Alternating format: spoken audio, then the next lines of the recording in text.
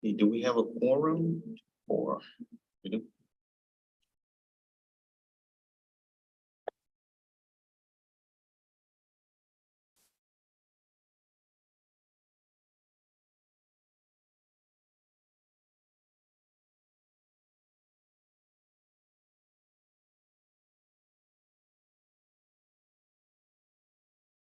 Chair, just give me 1 second.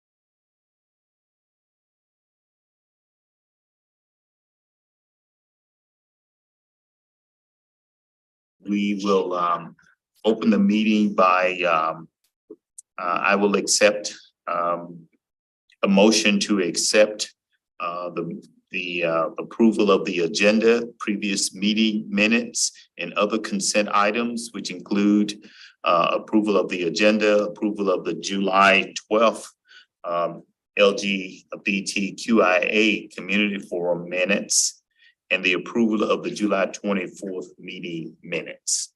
So I'll entertain a motion. I shall moved. Do we have a second? Second. Okay, it's been moved and properly seconded. We accept the consent items. All in favor say aye. Aye. Opposed? Thank you. Public comments. Understand we have one written public comment that has been provided. Do we have anyone on Zoom that would like to present public comment? Chair Brown, there is no one on Zoom at this time. Okay, do we have anyone in the room that would like to provide a public comment? Okay, do we have anyone on the phone? Chair Brown, no one is on the phone at this time. Okay, great. And that will take care of the public comments. Our next item is an inspirational item from Commissioner Sauer. Yeah. Mine is very short, but powerful, I hope. So I was reading Mother Teresa. I don't know, I thought about her while I was on my business trip last week, especially visiting Martin Luther King Jr. Center at Memphis, Lorraine Motel. Yeah. I was at the room 306 and went through that. And I just thought about kindness in how we live. I mean, why can't we just be kind to one another? Why do we have to make this great sorrow? And it just like brings tear to my eye. So I just thought about Mother Teresa. So one quote I'd like to share with you is, I prefer you make mistakes in kindness than work miracles in unkindness. And just one more thing for us. She also said, I can do things you cannot, and you can do things I cannot. Together, we can do great things. Yeah. That's what I have. Thank you. Thank you. I've had the pleasure of visiting the Lorraine Hotel, and I showed up that day and ended up spending about 3 hours there going around. So it was very impressive. Yes, thank you. So now we'll move into the business items for today. And the first item is a joint animal services overview by Sarah. Good evening, commissioners. Thank you for having me this evening. You give me 1 minute to share my screen for the presentation. While Sarah is sharing her screen, I just wanted to kind of also kind of connect Sarah's presentation with kind of the Commission on Equity and the work we've been doing. So I know that over the last 1.5 years or so, we have been getting presentations from various departments here at the city. And so Sarah is one of the remaining kind of functions that the city is involved in. And she's going to tell us a little bit more about how Joint Animal Services works and operates. So I'm going to start off talking a little bit about Joint Animal Services, and then we're going to talk about the programs that we have that service the community, as well as how we have tied in our own work with equity into our own practices with animal sheltering, as well as animal control.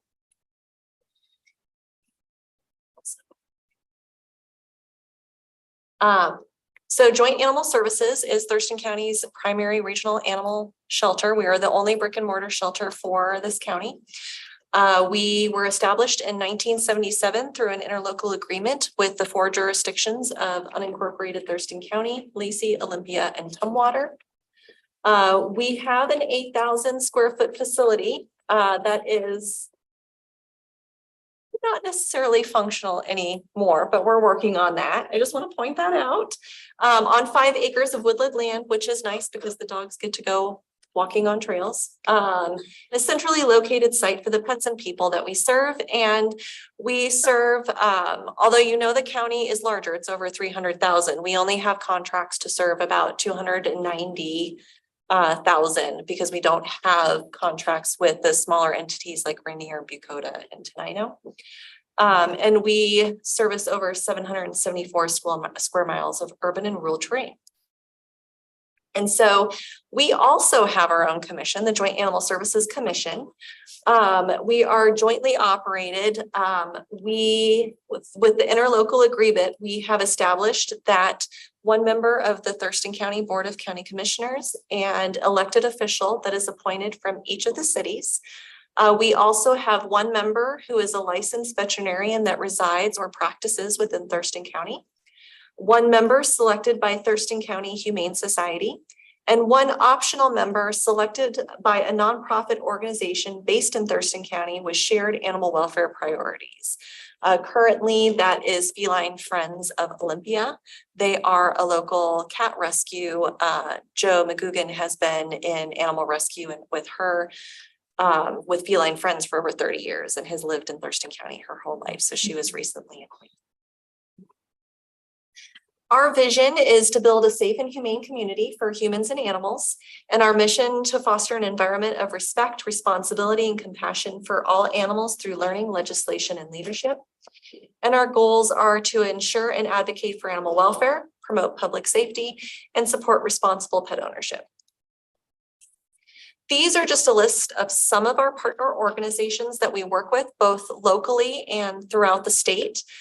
We partner with lots of local veterinarians to help provide care for the animals, as well as a list of animal shelters such as Seattle Humane, Auburn Valley Humane Society, Feline Friends. Those are all animal shelters that actually will transfer in animals from our facility and adopt them out at their shelter because they have higher adoption rates than we do. And so it helps when we get animals in, they will transfer them over. We also have really great partnerships with Concern for Animals, a local nonprofit that helps people keep their pets through grants with veterinary care or their pet food pantry. And there's state entities as well as national entities such as Best Friends Animal Society, the ASPCA, have both given us substantial grants to help with our programming. These were last year's statistics. So last year, over 2,600 animals entered our shelter system. That's not just dogs and cats. That's small critters. That is some poultry, reptiles, and sometimes wildlife. We adopted out a little over 1,200 animals. 366 were reunited with their families, and 252 animals were transferred to other rescue agencies. So agencies like Seattle Humane and other nonprofit humane societies. Question. Yes. You have space for a bunch of rabbits? No. Oh, We did take when Tacoma Pierce, the Humane Society for Tacoma and Pierce County had their large hoarding case of rabbits earlier this year. I don't know if any of you saw them on the news. It was over 250 rabbits. We did, because they're such a good rescue partner of ours when they were in need, we did actually end up taking 20 rabbits, and we've just finally have adopted them out on top of all of our rabbits. So, but we'll help you find homes for them. No, they're everywhere. They, my yard and all around, yeah, they're everywhere. Rabbits. We also are Thurston County's primary humane law enforcement agency, and so we responded to over 2,000 calls, broken down with the most, of course, in unincorporated Thurston County, being the largest in population. And moving down, we do have contracts with the city of Yelm. It's a separate contract that's not a part of the ILA. And we also have a contract with JBLM to house strays on the base. And the other is when sometimes weird things happen and we end up finding out that the animal was not actually from our jurisdiction, but it's already in our care. So that's what the other sometimes happens. So a lot of people, and I know this is a little hard to see, but most people think when they think of joint animal services or even an animal shelter, adoption, stray animals, perhaps humane law enforcement if you have animal control, and licensing. But there is so much more to what we do to help not just the pets, but the people of our community as well. From everything from advocacy, community events, we offer rehoming services so that the pet doesn't even have to enter the shelter. Veterinary care. We also work with Thurston County Humane Society, Concern for Animals, and the spay neuter assistance program. Thank you. They have vouchers to pay for low cost spay neuters in the county. And so we actually hand those out. That way there's a centrally located place to get those vouchers. So there's a lot of different programs that we do offer besides your normal ones that you think of where stray animals go, adoption. Some of those programs we're going to talk about. So one is advocacy. This year, we as an agency signed on and supported 2 House bills. One was concerning the consumer protections and with respect to the sale of adoptions of dogs or cats. So it had to do with the predatory lending that pet stores who sell puppies do. And while we know most of those puppies are actually coming from puppy mills, there's also a predatory lending that goes in hand with that. And so for like a 26% interest rate, you can get a loan to purchase what the puppy of your dreams. And so we signed on in support of that because of both the care of the animals as well as the predatory lending practices. And then HB 1234 was concerning the civil forfeiture of animals seized for abuse or neglect. This was a big one for us. I even testified in front of the legislature for this because there was a loophole currently in Washington state legislature that animals are considered evidence when in crimes such as this. But what was happening is the animals were having to sit in our care for not just a couple of months, but sometimes for 2 years before they could be adopted. We would even have to negotiate with the courts for veterinary care because we didn't own them. And in most cases, because of the lack of veterinary care that we were allowed to give, as well as housing within a shelter where communicable diseases, in most cases, a lot of those animals didn't have a positive outcome, as well as we incurred that cost of care over that whole time. So what HB 1234 has allowed, so it's a lot more clarifying language around when you need to actually post a bond if you want to keep your animal. If it has been seized, it outlines very clear what you need to do, but it also helps us because the person who is involved with this, that the animals were seized, they actually have to post a bond to maintain ownership, and it helps us with cost of care. And then if they don't post bond, it actually gives an automatic forfeiture to us as the owners so that we can provide veterinary care, move animals into foster, get them adopted if we need to, as quickly as possible. So I also briefly mentioned the low income spay neuter vouchers. So we work with the two nonprofits. On average, we hand out between 60 and 70 vouchers per month, and they usually go within the first 2 days. Sometimes the application of getting them done takes a little bit longer with how veterinary clinics are backed up with appointments. But there is a great need. So that totals anywhere between 700 and 900 vouchers a year that we help to distribute to pay for low cost spay neuters in the county. Do you have to get those referred from a vet? There's participating vets. Could somebody just walk in? And- No, so somebody, yes, anybody can walk in and say, I can't afford to have my pet spayed. We have a maximum of 2 pets per month. That way we can hand out as many as possible and they're not going just to one person. But all somebody has to say is they can't afford it. We don't have income requirements. In most cases, people really do need it because the act of asking for help, is enough. And so then there's a list of vets that actually take those vouchers, and that's who they make an appointment with, is somebody who's guaranteed to work with the program on the voucher that they're given. And in most cases, they pay for almost the whole thing. There's usually a small payment, a small fee between $20 and $50, depending on the type of, it's a large dog, cat, things like that. And then there's other costs for care that they can choose to add on while they're there that they can pay for, such as a vaccine or something like that. But both of these agencies pay for the cost of the spay neuter with the vets that they work with. Roof Over Rover, we have been doing this program since 2005.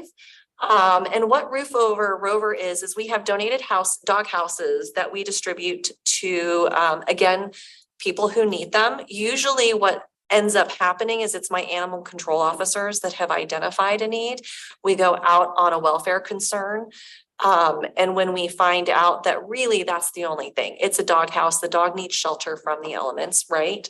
If we find that it really is because it's a cost prohibitive thing, then we'll throw in one of our dog houses and even bring it to them so that they have, because the idea being we don't want to come back, right? Like we want to solve the issue while we're out there and not have reoccurring issues. And so if it's a dog house, great. Our community cat program was just launched last year. And this is a new program. We did receive an $18,000 grant from Best Friends Animal Society to help launch this. That $18,000 goes to equipment to trap cats, as well as to pay for spay neuter, even deterrents for people who are making cat nuisance complaints. So usually there's tied with other items going on. So we try to track down like who's making the complaint, what is the actual issue, cats coming into the yard, right? How do I keep them out? We can provide deterrents to help keep the cats out of the yard, but then use that complaint to track perhaps where there is a colony caregiver that we don't know about, to offer resources, whether that be spay, neuter, food, and help give all of those cats spayed, neutered, and vaccinated, and then returned back. Because what the other issue becomes is community cats are more than just feral cats that are a nuisance, right? Sometimes they are a feral cat, and the only outcome for a feral cat in our shelter would be to be euthanized. They're not adoptable, right? Other times, community cats, this is why we call them community cats, is they're known by more than one person in the neighborhood. When you have that friendly cat or friendly-ish cat, who knows how to work it just enough to get food at 5 different neighbors' houses, he's a community cat, right? He belongs to the neighborhood. People would miss him if he disappeared. And so what we would rather have is have them altered, vaccinated so they remain healthy, and returned to the area that's already caring for them. And in doing so, we're also helping to control the cat population.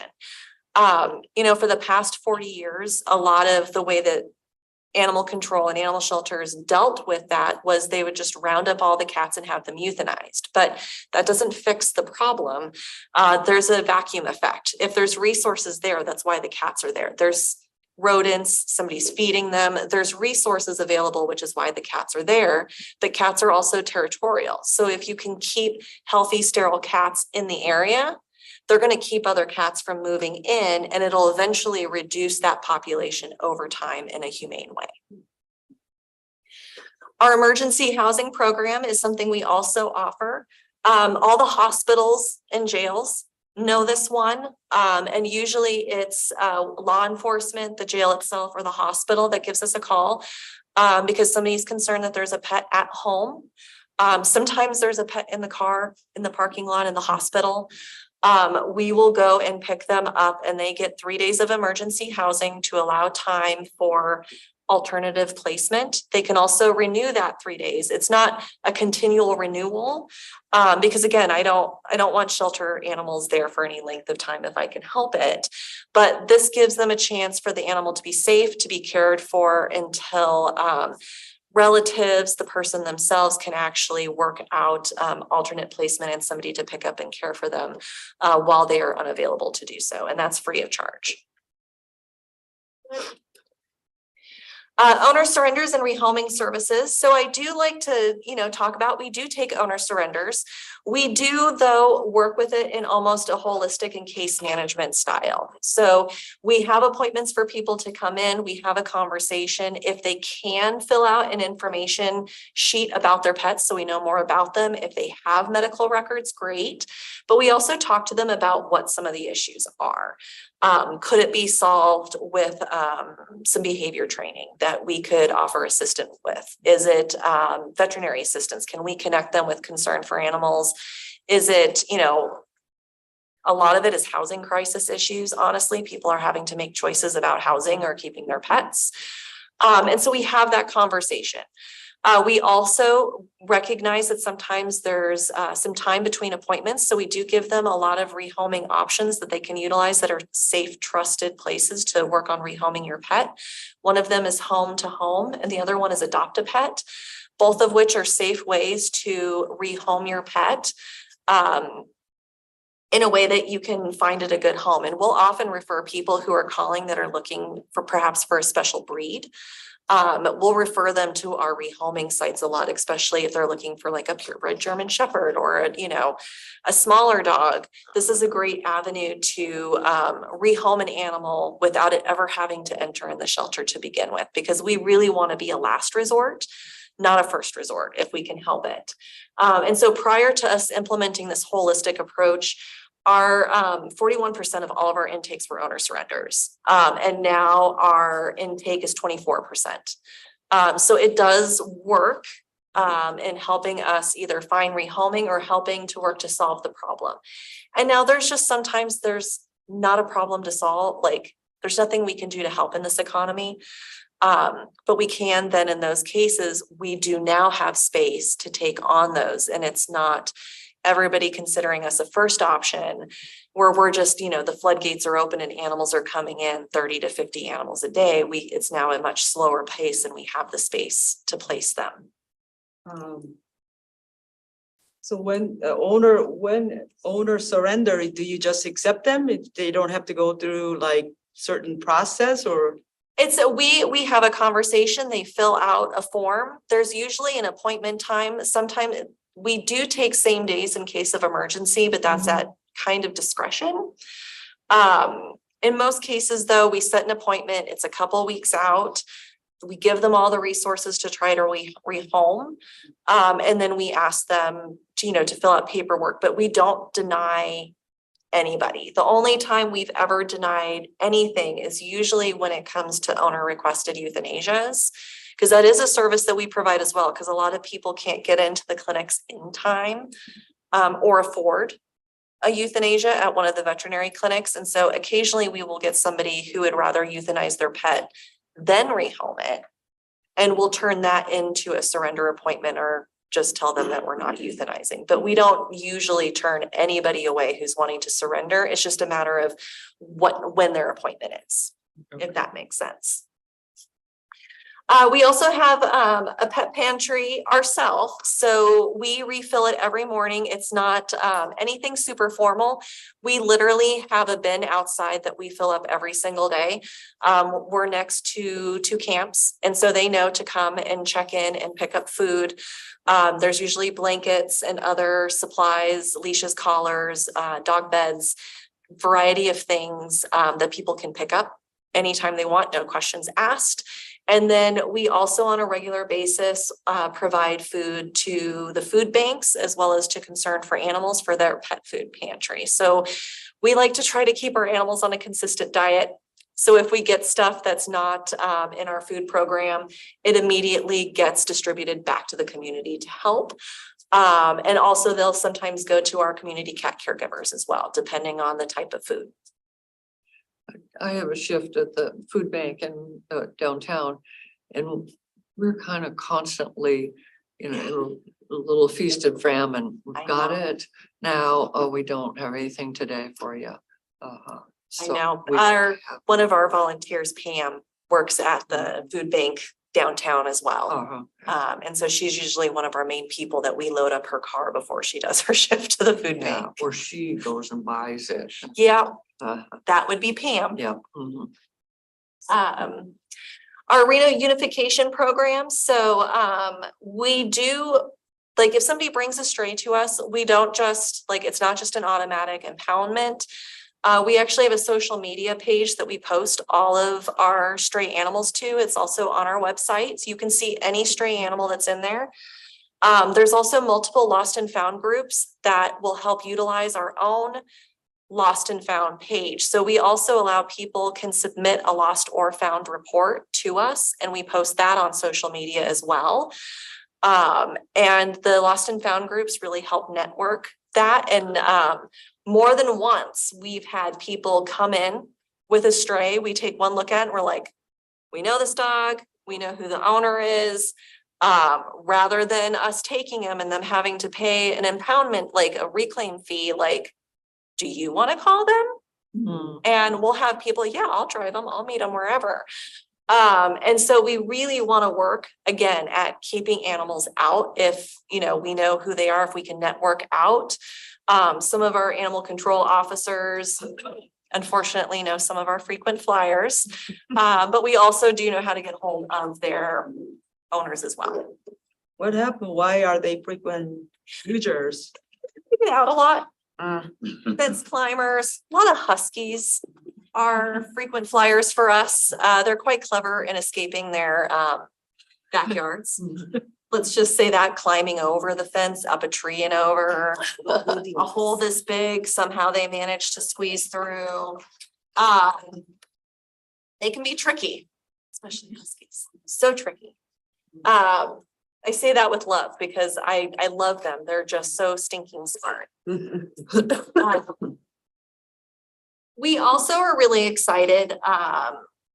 It's been a couple of years in the making. COVID actually slowed our launch a little bit because we just started it when COVID hit and all construction and all of that stopped. So we were delayed by a year, but we actually were able to bring in a separate modular unit that we completely renovated into a medical area and surgery suite for our shelter animals. So what most people didn't realize about Joint Animal Services is we've never had, in the 40 years that we've been in existence, we've never had a shelter veterinarian. We've never had a veterinarian on site. We have always worked with our community veterinarians, which they have been super generous. But COVID really highlighted the need for us to really bring it in-house because those veterinarians were so booked up over appointments. We were planning this beforehand because we had 2 audits, one done by UC Davis Shelter Medicine School and one done by the ASPCA, stating that medical was our biggest clog when it came to flow of animals through the system, like getting them out and like coming in and getting out to a home as quickly as possible was always held up in the medical spay neuter, treatment, dentals, you name it. And so that was when we started this, and then COVID just made it much more apparent. And this year, It was all finished and we've actually started doing surgeries in it starting in June, and we've already done almost 200 spay neuter surgeries in it. We are, the Joint Animal Services Commission, as well as the jurisdictions, made a commitment for us to hire a full-time veterinarian and a licensed vet tech to work full-time in that surgery suite. In the meantime, we are doing it through relief and contracted vets until we hire somebody, but that's been done with just our relief vets coming in and relief LVTs. And so this is a really, really big, exciting step for us. We had 2 significant grants, one from the ASPCA and one from the Dulciani Halloran Foundation, that paid for the majority of the surgical suite and the equipment. So this is very exciting for us. And it will mean that animals will actually, their length of stay will decrease and they'll be moving into homes quicker now that we don't have to wait for appointments at the vet clinics. So I also want to point out, this is our 5-year strategic plan that we created back in, it started in 2022. We envisioned it in 2021. And one of the main things I wanted to point out is we very much, goal 2 and goal 3, it was very important for us to both expand and improve animal care and programming to support our community's pets, as well as increase accessibility, inclusivity, and enhance community involvement. Animal shelters and especially animal control, you know, we're known as the pound, we're dog catchers, and we really want to make sure that we change that image. We want to be a community resource. We want to provide resources to our community about pets, like this is what you need. This is how we can help you. We don't want to be the big scary place that people think we are. And so those 2 goals really work at kind of changing how we operate with the community and how the community views us. And so we've been really working at changing this. We've evaluated all of our language access, lots of ways that we can interact with the community differently. And so for us, we're talking to the Commission on Equity, and I do want to talk about why it's important for animal shelters to have equity as well.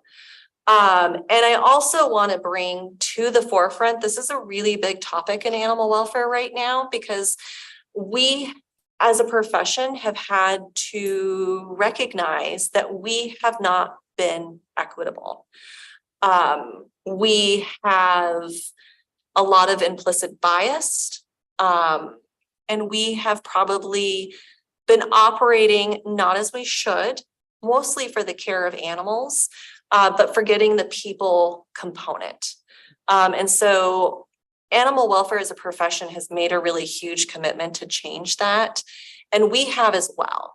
And so I do want to point that out, that by not being, by having our implicit biases and by not being equitable within the community and our own practices, we're actually not saving as many pets' lives as we could be. And so that's something that we recognize, and I wanted to make sure that I did point out and talk about, because it is an issue. Historically, animal welfare was even founded by rich white women. And it has progressed. It is a profession for women, usually mainly white, that we are very open LGBTQIA, but we have a lot left to be desired when it comes to our BIPOC community. And all of us are moving to really change what that looks like. And so we have done several things over the past couple of years and continue to do more and change things as, you know, as we move through our processes. But one of the first things that we did back in 2019 is we removed all unnecessary barriers to adopting a pet. So prior to 2019, there could be a home check. There could be a background check. We could be calling your veterinarian to make sure that you had one and that you could afford to have one. If you rented, we were calling your landlord to make sure you weren't lying about being able to have a pet. That's all gone. We don't do that. We trust that people are adults and making the right decision when they are coming to adopt, because it should not be harder to adopt a pet when I have animals' lives dying at the shelter every day, when you can literally go to a pet store and buy a pet, no questions asked. We have, yes. Any stats like more problem because of you got rid of that regulation? We have not seen an increase in problems curious. at all. No, in fact, our adoption rate went up over 50% when we removed barriers. The first year, our average was about 1,000 adoptions, and that first year we were over 1,500 adoptions. So it made a huge difference. And it was also about trusting our community, right? We would rather our transfer numbers were higher, transferring to other shelters and rescues, because they didn't trust their own community to adopt the pets. And my question was, well, how come all of a sudden it's okay for Seattle Humane? Like, Seattle Humane doesn't have any of these practices. Why is it okay for them to adopt out our pets, but we can't adopt out our pets? And so it flopped. Then our adoption numbers increased and our transfer numbers decreased because we were adopting out more animals than we were sending out of county. And we allowed our community to support us, right? We also have moved to a support and education versus punishment when it comes to field services or animal control. So we operate under the assumption that everybody is trying to do their best, and that sometimes people just don't know. That's why we have the roof over a rover. That's why we talk about when there is a welfare complaint about what's going on. There might be a reason, like, why hasn't this dog gone to see a vet? You can't afford to. Great. Let's connect you with people who have grants so we can get this animal seen. Oh, you didn't know that you had to do vaccines. Like, there's a lot of just education and talking about pet ownership and what's needed. And we like to give people a chance to fix the problem first, right? I don't want to just come out and start citing people like, oh, you don't have a license. Here's $100 citation that you might not be able to afford. Perhaps, like, did you know that you even had to license your pet in Thurston County? The answer is usually no. See? It's okay. When I did a presentation to the city of Olympia, one of my chair of my commission was the only one who had licensed her pet, and everybody else didn't know that they had to license their pet. But I will tell you that all of them are now licensed after us talking about it. Oh, So no idea. so we really like to come from that approach. And we don't want people to be afraid of us. We don't want people thinking we're just coming to take their pets. We really want to be there to help. Now, are there times when people are really doing not great things? Absolutely. I still have cases of cruelty and neglect that are true cruelty and neglect, that somebody did it with intent. But in most cases, that's not the case. People really are trying to do their best. We also changed the requirements for our foster programs. So again, fosters were required to have a home visit, a background check, lots and lots of training. We got rid of all that. You apply. Yes, do we check our own database to make sure that, somebody that we haven't cited for animal cruelty is applying to be a foster? Yes. But really, it's an easy online process that you can do anytime in the comfort of your home. And then once you're trained, depending on what you want to foster, dogs, cats, neonates, puppies, medical cases, behavior cases, then you start getting emails and we start sending you what needs to be fostered, and you can pick what you want. We get you set up and you take them home. There's no more home check. There's no more requirements in order to foster our animals. So I have one really sad situation that happened in my neighborhood. I really like to know. I mean, we all think people are nice and what I own pet, like what you said. I mean, tremendous love for them. But unfortunately, there are really crazy, weird people are out there, because I've seen them. I've seen the cat in I think it might have been a community cat, but he had an arrow went through his body. Yes, You know that one. I do know because we Has were it out ever there caught trying. anyone? We never caught it. We even went and bought different traps because ours are like the narrow traps. We bought larger ones to accommodate the cat with the arrow. And we went out consecutively for several weeks, left traps, checked those traps, cruised the I neighborhood. live, actually, I was there when your staff came and tried to get that cat, and of course it just still, even today, my heart is just like, crying with seeing that. So I'd like to know, how do you catch these people and stop them and they need to be accountable for what they're doing. No, I completely agree. And in a case like that, there was probably a good chance, unless we could find evidence or connect that arrow to somebody and be able to track it, that person probably would go, unfortunately, unpunished. Animal crime is one of the hardest things to prosecute and prove. And even in a lot of cases where you can prove it, there's a lot of plea deals. It's a very frustrating process. And that is one of the things that my staff have to come to grips on their own, that unfortunately, sometimes there's cases that don't go their way, that sometimes there's people we don't catch doing stuff. And we have to know that we're doing our best to protect and take care of all the animals that we can. And sometimes it's even hard when we end up losing one that we fought so hard, for, and ends up, we unfortunately have to euthanize it because it's not doing well after we've spent all this time caring and doing all that. It's rough and it's frustrating, and we do hold people accountable, but it is hard. We have to have evidence just like everybody else. We have to prove that it's up to us to prove that the crime happened and that it was this person. So something like that happened, do we call you or Yep. do we call police? I don't know who to call. You would call us. You would absolutely call us. If it's about something that's like imminent danger. So if something was immediately happening that literally was going to hurt a person or an animal and it was imminent danger, I would also just go ahead and call 911, because any law enforcement officer that's going out there will call us for backup to come help.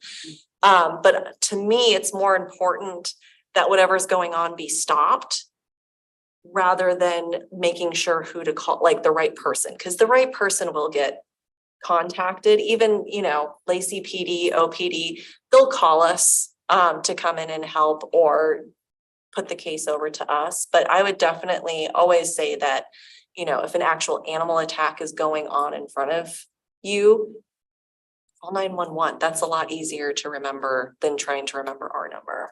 Are your staff kind of trained on how to handle situations like that? We are, to a certain extent, but we will also call law enforcement for backup for ourselves in situations that are potentially volatile, might become dangerous for us because of the human interaction. Not so much the animal interaction. They're trained for the animal interaction, but sometimes we do need law enforcement for the human component as well. Sarah, could you talk a little bit about some of the municipal code changes related to animal cruelty? And just for background, it was actually this incident that kind of brought that to my attention. So. Yes. So one of the changes that we made, specifically the city of Lacey and city of Olympia, for whatever reason within their cruelty municipal codes, it was written that only a pet's owner could commit cruelty. And not a person. So you had to own the animal in order for it to be cruelty. And so that is what caught that when we were looking that up, and we recommended both to the city of Lacey and city of Olympia that code be changed to any person would be convicted of, it would be cruelty, not just the pet's owner.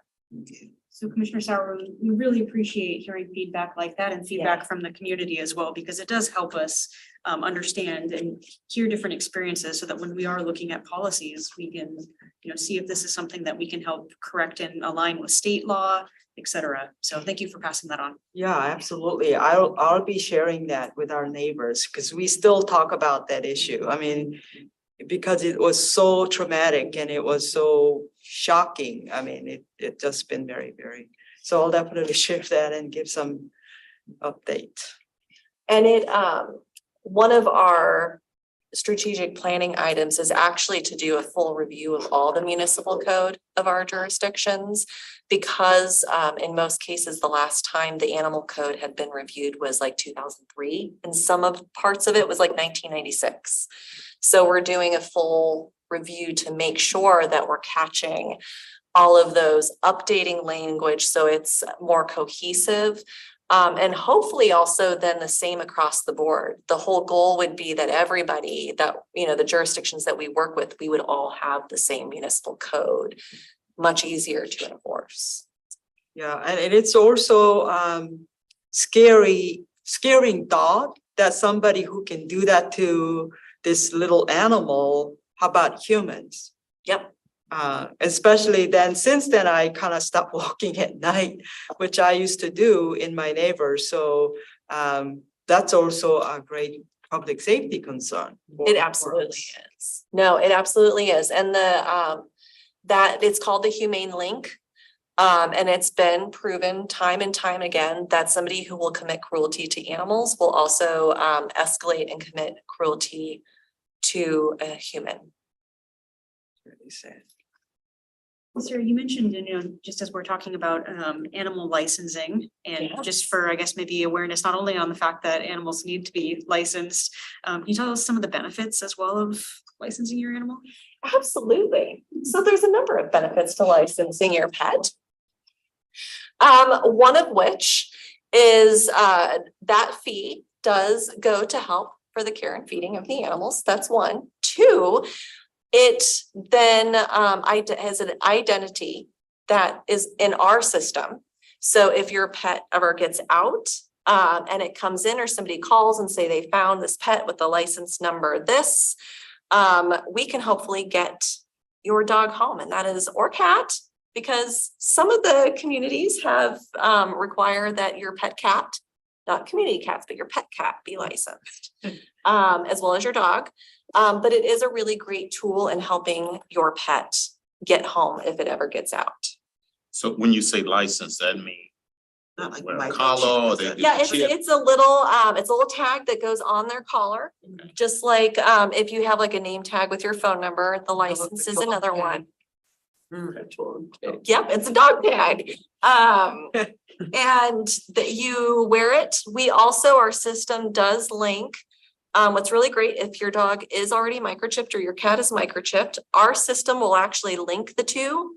So in case it never fails, this is a very common conversation. As I took my dog's collar off to give it a bath, I was letting it dry. I hadn't put it back on yet. Dog got out. It's without its collar. That's also why it's important to microchip. But our system actually will connect the two. And so if one, then the other, at least. So even if we don't have your microchip number per se, if you've licensed it and you know your microchip number, or we have your ID in, it just gives multiple ways for us to ID you. And if we know both, we connect the both. So that way, even if your dog came in, has a microchip, but not your license, if we've connected the two, we can still get it home. And how often do you license? Is that something that's annually? It's annually. Once you're in our system, we send you a lovely reminder. We'll be working on It can also be done online. that. It Okay. can. It's very easy to do on the Joint Animal Services website. It is the first time, call us and we'll get you set up. It just makes it easier if we do an initial entering online. And then after that, it's easy peasy. Renewing it Another every year. person doing it. Yes. And you can add animals, you can change animals, you can upload a photo. So we even have it in the system. If we see your dog or cat come in, we can match it up. Nice. My goldfish too. All those rabbits. I'm gonna know. 10 rabbits. Lots. So some of the other things that, you know, we have done that are, you know, not as big of change, but still made a really great impact for us. Small changes, right, that make a great impact. So we now utilize Language Line.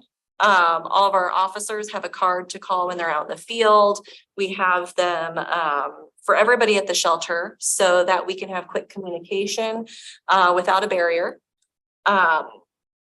Although there is sometimes the translator on the other end, we did have a hard time trying to talk about a dog neuter, trying to get that communicated across once, but we finally got it. But everything was good. And we also have we have translation services on our website. And then we have required all staff to go through implicit bias training. And this winter, they're actually going to be going through a trauma-informed care training.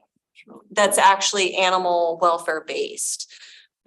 Two lovely women who do like pet resource. Their nonprofits are like pet resources. So they give resources to keep pets in homes. One is a former social worker. And they have developed a really great training. They've done some presentations on it at conferences, and they're going to come talk about trauma-informed care with us as well. Is this pet trauma or the person? trauma? Person, Person but trauma. related in how to deal with it when it comes to pets. Yeah, Like, right. so somebody coming to ask for help, and it is really triggering, right? Like, it's really emotional when people are dealing with their pets. They love them. And, you know, how they love them can be different from how we love them. And it gets quite emotional. It gets emotional when you have to come pick up your dog and pay a fee because it was impounded, or you found out that when your dog got out, it got hit by a car and there's a veterinary bill. Like, those are all really emotional things. And, or you're having to have a conversation because you're having to choose between feeding your children or your dog or a house, like you know, having a home versus having a pet because of the breed restrictions that a lot of places have. So it's very emotional based work that can get heightened really easily. And so I think this will be just an added step to be able to work with our community in a caring manner. So one thing I know as a problem is that I recently broke my carpal here, so I had to put a cast, and I lost my splint on my trip, so I haven't been able to replace it. But while I was going through this, you know, at a medical center, that they said that the first reason for people coming broken bones, and it's the dogs. While they're walking their dog, that's most accidents happen where actually people break their bones. So that was kind of surprising. So education about how to take care, because I've seen my friend who had a big dog, she got like really big problems. She had to go to ER and had to, you know, stitches and everything like that. So I know this is a big issue. Training does wonders. It's fine. I turn too quickly and I trip over them all the time. Because, yeah. Yep. About outreach to the homeless community, because there are a lot of animals there. I There heard are. you say there's a basket out front, and Yep. the ones who live in that neighborhood. Yep, and we have worked with some free programming for them as well. There was during the point in time count, we helped with vet care. And also gave out like information for resources so they knew where they could go. And that is one of the things that we want to start working more on. And we've been supporting some other nonprofits. There's a really great one called Oli Camp Kitties. And she will actually, she's like a spay neuter concierge, as she calls herself. And so she works with ambassadors in the houseless community to go, and she will actually make appointments and transport all of these cats to go get wellness checks, to get spay neutered, to get vaccinated, flea, tick, everything. She pays for it, and then brings them back. And that's a lot of trust. That's why she has ambassadors in those different areas to help talk with, because that's a lot of trust to be giving up your pet to promise that we're not taking it away. It is coming back. And so we are wanting to do more. But it's also, it's a slow build.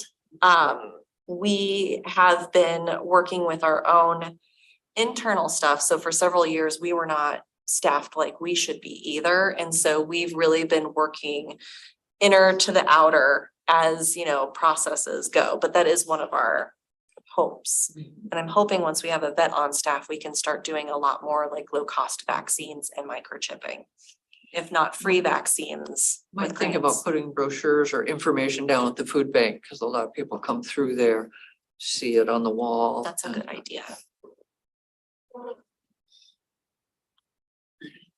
And oh, ways you can help. So if anybody is asking how you can help, these are the 4 main things that we ask everybody, which is adopt your next pet. You can volunteer, you can foster, and you can also donate. And so there's lots of different ways. If you, and even volunteering, you don't have to work with the animals to volunteer. You could work at information booths at events. You could help with data entry.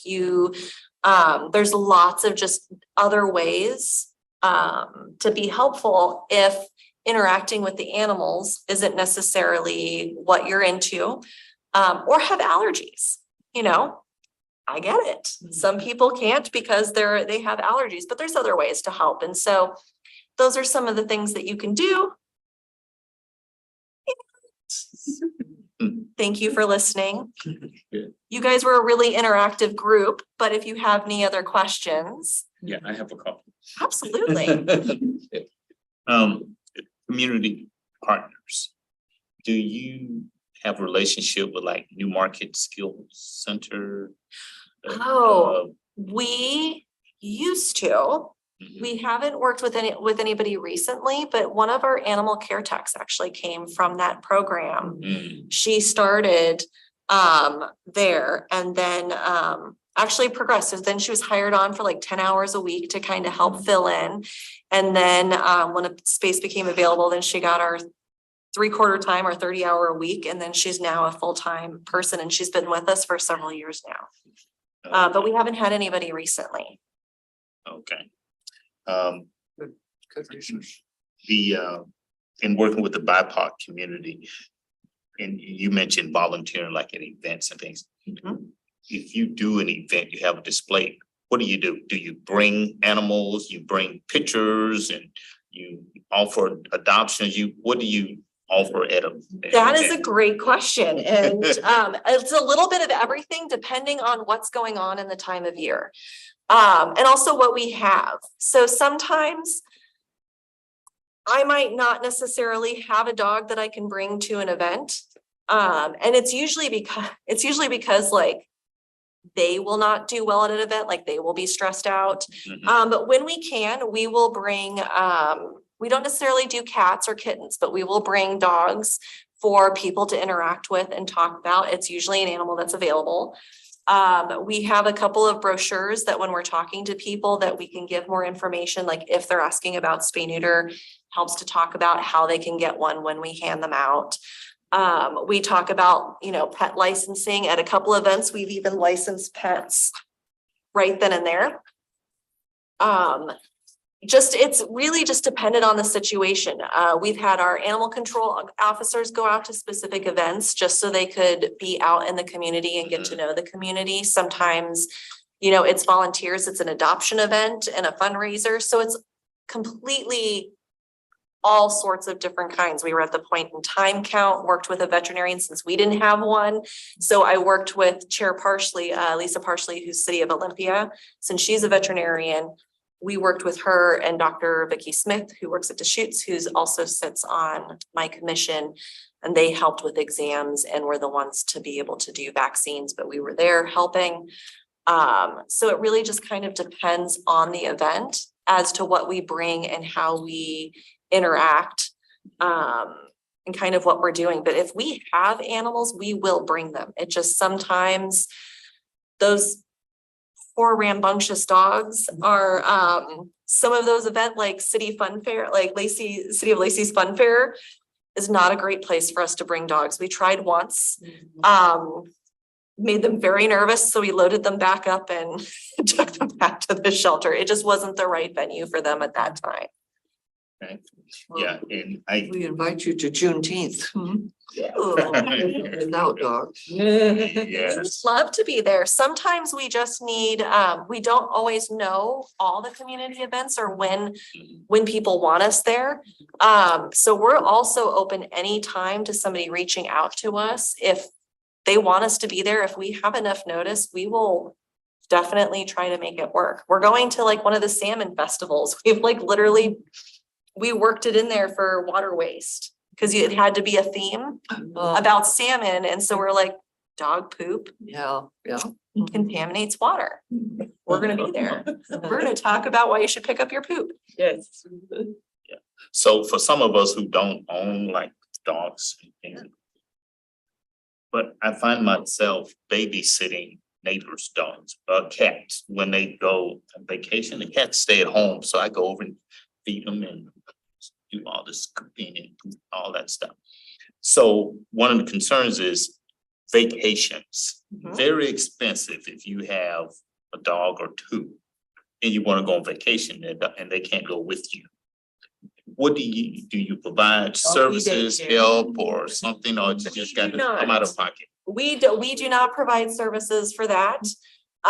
We can sometimes recommend, but we have to be careful being a government entity that we're not recommending certain businesses over another. But we do not provide pet sitting services, unfortunately, or kenneling. So my dog can't get out for 2 weeks No, back. no. Although we've had a couple of people try to use it, like once they're out, they're like, well, we're on vacation, we won't be back for 2 weeks. And I'm like, well, can you find somebody to come pick it up? Great. We have some young people here. You guys have any questions or anything regarding your animals, your pets? Yeah. You are young, sir.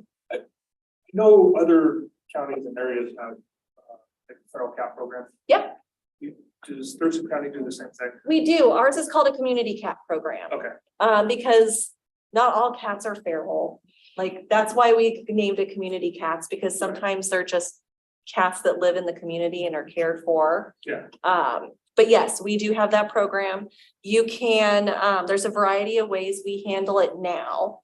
Because we don't have a vet on site yet. We're not doing spay neuter surgeries at the shelter. But what we are doing is we have vouchers. If you're willing to do the trap and transport, we actually have spay neuter vouchers to pay for the surgery in its entirety. If for whatever reason you're unable to, because we do have a lot of people who maybe don't have a vehicle or can't drive that far. We can come out, set the traps. We've also worked out where they can at least bring the trap cat to us. We take it to the surgery. They come pick it back up. We had a lovely gentleman who named his cat Bob. He did not feel comfortable driving to Tacoma. He only felt comfortable doing short trips. So the gentleman brought Bob to us. We got it to Northwest Spay Neuter Clinic in Tacoma, brought it back, made sure Bob was ready to go, and he came and picked him up. He also came and visited him every single day he was at the shelter until his surgery was done and he was healed and ready to go home. So yeah, we make it work. We can also, if a neighbor is upset about the cats coming into the yard, we try to help maybe point out where some of the resources are that are causing the cats to come into the yard right. and offer deterrent suggestions, or if they can't afford it, we can provide some deterrent suggestions like motion censored water sprayers, things like that we can offer to help kind of deter cats from coming into your yard. Great. Do you have a raccoon program? No. Did They you? come in my yard all the time, almost every day. Everybody said, take their spray. It don't work. Oh, that is an excellent feedback. Thank you. Number a little easier to find, especially after hours on animal services Yeah, would be fantastic. I That know is a great I tried suggestion. calling, and I couldn't get all of anybody. So I just got gave up. Well, no, I appreciate that. That's some excellent feedback, and I'll make sure that we look at how we can improve where it's at and how visible it is. I appreciate that. Yeah, figure. Great, that's all I have. Anybody else? Jonathan, Christine, commissioners, you have any questions, comments? Commissioner, if I could, the only thing that I feel like is missing is a happy tales. So every joint animal service commission meeting ends with a tale of adoption, and they're always just these great wholesome stories about animals that are actually adopted from the shelter. And it's just always fantastic to see, you know, the people and their pets and how they are doing in their lives outside of the shelter. Oh, just you wait, Betty Spaghetti. I look forward to it. Betty Spaghetti is my happy tale. Cliff is ready to adopt one. So Yes, be do it, sure. Cliff. I've done goldfish a number of times. Hey, you know, it's important to know what you're willing to take care of and bring into your life as well, and know when to not add another animal or an animal into your home. Yeah, my garden's That's important fed, as well. yeah, my garden's fed deer over the year. You know, I get the raccoons on a regular basis, almost nightly. Rabbits everywhere, squirrels running around. I have plenty of animals. I have plenty of pets. It sounds like you do. Yeah. You need a possum in your life. You do need a possum. Possums are awesome. We can all use some possums in our I mean, possums are awesome. I won't bore anybody with all the facts I know about possums, by the way. Just Google how amazing they are. Yes, they do. And they cannot contract rabies. That's my only one. Yeah, they're making that now. I've seen. I'm from Mississippi. I grew up with possums, so I know a lot. They use slugs in their garden. 4,000 ticks a year. All right, and I'm Okay. with all my fun facts, I'm off. Thank you so much, Commissioner. Thank you very much. Thank you. Thank you. For coming in. Hey, thank you so much. Yeah. And thank you for attending. You guys. All right. Thank you. Yes. So now we'll move to the legislative meeting process overview. Shannon? Well, good evening, Chair, Vice Chair, and Commissioners. I'm very excited to talk about the legislative meeting process overview. Before I get started, I just want to apologize. I think I have sat in the squeakiest chair out of this entire room. So I do apologize if it makes a lot of noise here as I go through this presentation. So just a little bit of background here. So we are going to be talking about the legislative meeting process, and it's going to be an overview of committees, work sessions, and regular meetings. And this was something that the City Council asked us to take a look into, and it just happened to coincide with a program that I was going through. And so we did a pretty deep dive through this, and I want to present what we found as part of the deep dive and also get some feedback on a particular area of this before we go to the City Council to talk about it again later in September. So really quickly, how this aligns with the work plan, this would fit under review of other city policy and documents as they come up. And it's really in alignment with Ordinance 1581 from seeking participation from underrepresented community members and identifying existing gaps and barriers which could prevent full participation in government and public policy. So I'm going to fast forward to kind of the end. It just kind of set the stage, but we're going to go into much greater detail. So don't think that I'm not going to give you some additional information. I just want to show you kind of where we're building up to. So what we really are here to discuss tonight is potential barriers to participation as far as looking at community engagement during public meetings of the City Council. And we are through this, we have found that there could be ways that we provide council meetings in a slightly different structure that would reduce the number of meetings that a member of the community would need to attend in order to be apprised of information.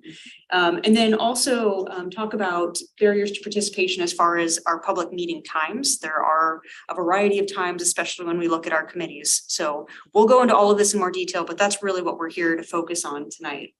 And so we're going to eventually wrap up with discussing some options, and they are 3 options, which is recommending pursuing alternatives to the current legislative process to reduce potential barriers to participation.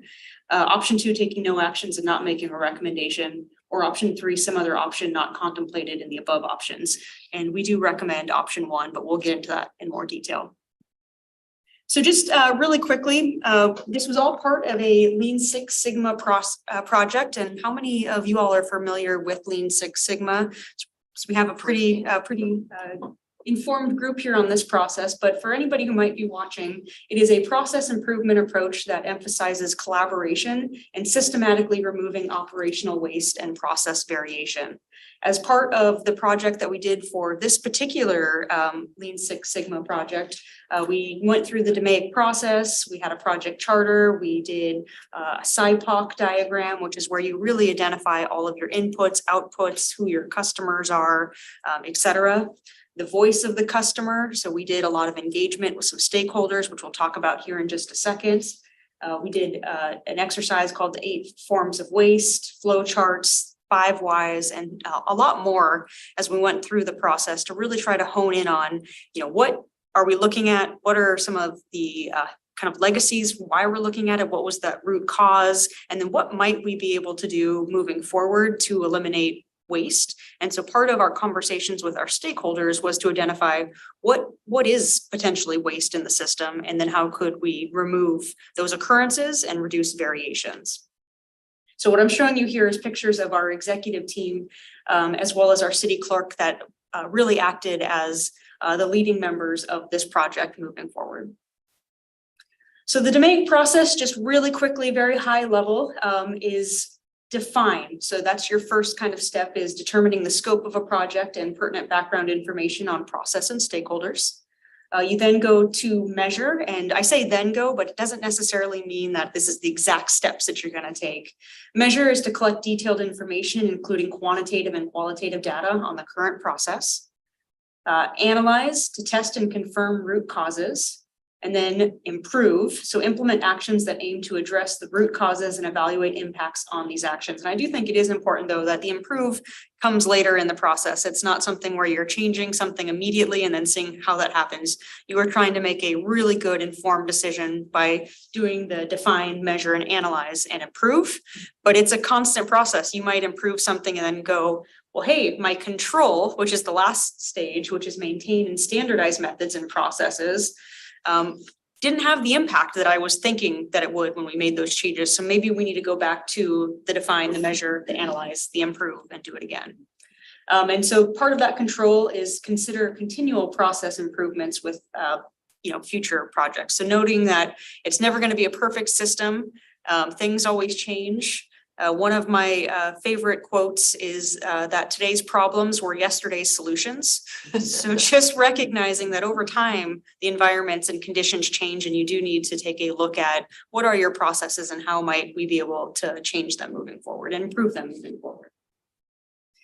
So the 8 wastes that are identified as part of this process are, I'm going to go through them really quickly. Defects, overproduction, waiting, non-utilized talent, transportation, inventory, motion, for processing.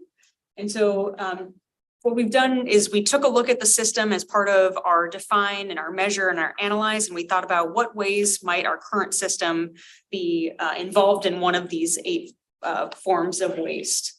So just to give you kind of an idea, so overproduction, making more than what is necessary in real time. So we've got a significant amount of reports and presentations that are all part of our agendas that go out in front of council. And so sometimes we make multiple presentations where no changes occur between the presentations, but because the meeting has changed, we do have to slightly modify it in order to make sure we're getting the correct presentation in front of the right body. So it's little changes like that, which ultimately, if you do them hundreds of times, does add up to be a waste. Transportation too, just another example, moving of products, people, or documentation. So we also create these presentations and agenda packets that I just mentioned, and then we have to save them in multiple places. And then you have to put them into, like our new portal here. And so there's just a lot of movement of items. And so if we do that over and over again, that takes a lot of time and resources. So we decided to take a pretty deep dive on this, so bear with me, but please also interrupt me if you have any questions throughout the presentation. So just to kind of give a very high level overview, what we looked at were committees, work sessions, and regular meetings. And just for kind of a brief overview, committees consist of 3 of 7 of the council members. Work sessions consist of the entire council, so 7 of the 7 members. And then regular meetings consist of 7 of the 7 council members. I've highlighted regular meetings here in that kind of bright red box, just to emphasize that this is where most of the action on the city council occurs. This is where they typically make their policy statements and adopt motions, whether they're ordinances or resolutions or just general direction for the city.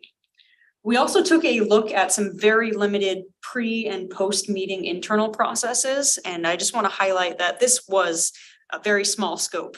We did find, and oftentimes you find when you do lean projects, that if you get a scope that is too big, it just becomes so slow moving and impossible to move forward. And so we really wanted to focus very specifically on a couple of items. So there are things that we're going to go over, that there are a lot of moving parts that interact with this process that we didn't even consider. And maybe, we want to consider at a future point in time, but for the purpose of this project in particular, we didn't go into detail with. So just for background, what I'm showing you here on the right-hand side is the Lacey City Government, and you can see it's got the community members at the top. You've got your city council that is elected by the community members, and then you've got your appointed boards and commissions, which the Commission on Equity is listed there. And then under the city council, you have the city manager, and then the city manager, under the city manager, there's all of the departments here at the city. So the city of Lacey is what is known as a council manager form of government. What that means is that the city council is elected by the public and it's responsible for policy making. In this form of government, something that's really important is that all of the council members have an equal vote. So whether you are the mayor or the deputy mayor or council member number 7, you all count as one vote. And as far as kind of some general responsibilities of the city council, they adopt regulations and budgets, can levy taxes, authorize public improvements, provide for public safety and health, approve advisory board appointments like yourselves, and oversee a wide-ranging agenda for the community. They also hire a professional city manager, and so they appoint the city manager by a vote of the council, and the city manager is effectively like the CEO of the organization, where they administer kind of the day-to-day operations for the city. So just to kind of show this in a little bit more detail, this is your council manager form of government. All 7 here of your council members have one vote. They vote on a policy decision, and then that policy decision ultimately gets implemented by the city manager. I've indicated just for this example, and this is just a purpose of the example, a mayor here is council member 2, which is one vote, and then council member 6, one vote also is the deputy mayor. So again, all votes are the same across council members. You've seen this slide before, just because I wanted to show you before we go into the deep dive again, that typically when a policy item is coming before the council, it will go to a committee meeting, and then it'll go to a work session, and then it'll go to a regular meeting. At the committee meeting level, there is no final decisions that are made because it is not a full city council. It is only 3 of 7 of the council. So that was the simple version. We also did a much more detailed version, which I included in the staff report for tonight. And I know it's really hard to see, but if we kind of blow this up just momentarily for a second, if you start up here at the very top, you can see that there is an idea or a policy, and this could be something that, the council asked the city manager to look into. This could be something that is going on in the environment and conditionally that the city manager says we need to look into this and tasks, associated city staff with looking into it. But ultimately, information gets reviewed by the city manager, and then that gets onto an agenda for a meeting. But the question is, does it need council action? And so if it does need council action, you can see it starts to follow this left-hand side. And the pertinent question becomes, well, what meeting do you need to take it to for council action? If it doesn't need council action, you go over here on the right-hand side and there's the question of, is there a value for presenting that information to council as well? So there are times where there is informational only items that go in front of council. And so if that is the case, if there is value, what meeting does it need to go to?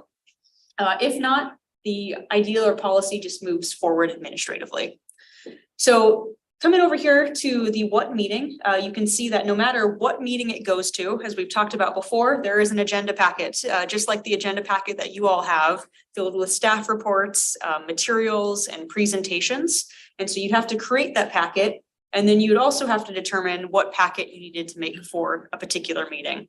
So at this point, it could go to a council meeting, it could go to a work session, or it could go to a regular meeting. Moving down to the bottom portion of the flow chart, you can see if it goes to a regular meeting, the council action decision can be made. If it's yes, then staff start to follow up and make sure that the policy item is administered on an organizational wide level. If the council action on a regular meeting is not made, it could follow many tracks. Number one, it could go back to additional staff follow-up and then go back to what meeting does it need to go in front of council again. So you could kind of get in an infinite loop through this process. You can see now going to a committee meeting, if it goes through a committee meeting, does it need to go to the full council? If yes, then it goes back up through the process and you need to determine what meeting it goes to, whether it's a work session or a regular meeting. If not, again, it could move forward or it could follow up with some additional staff follow-up and be scheduled for additional review at another meeting. And then you've got your work sessions, which follows kind of a very similar pattern before it gets to a final decision in the regular meeting. Sure. Question. So I would imagine that there are a number of items that go before committee. They go into committee and say 7 items are pending in the committee.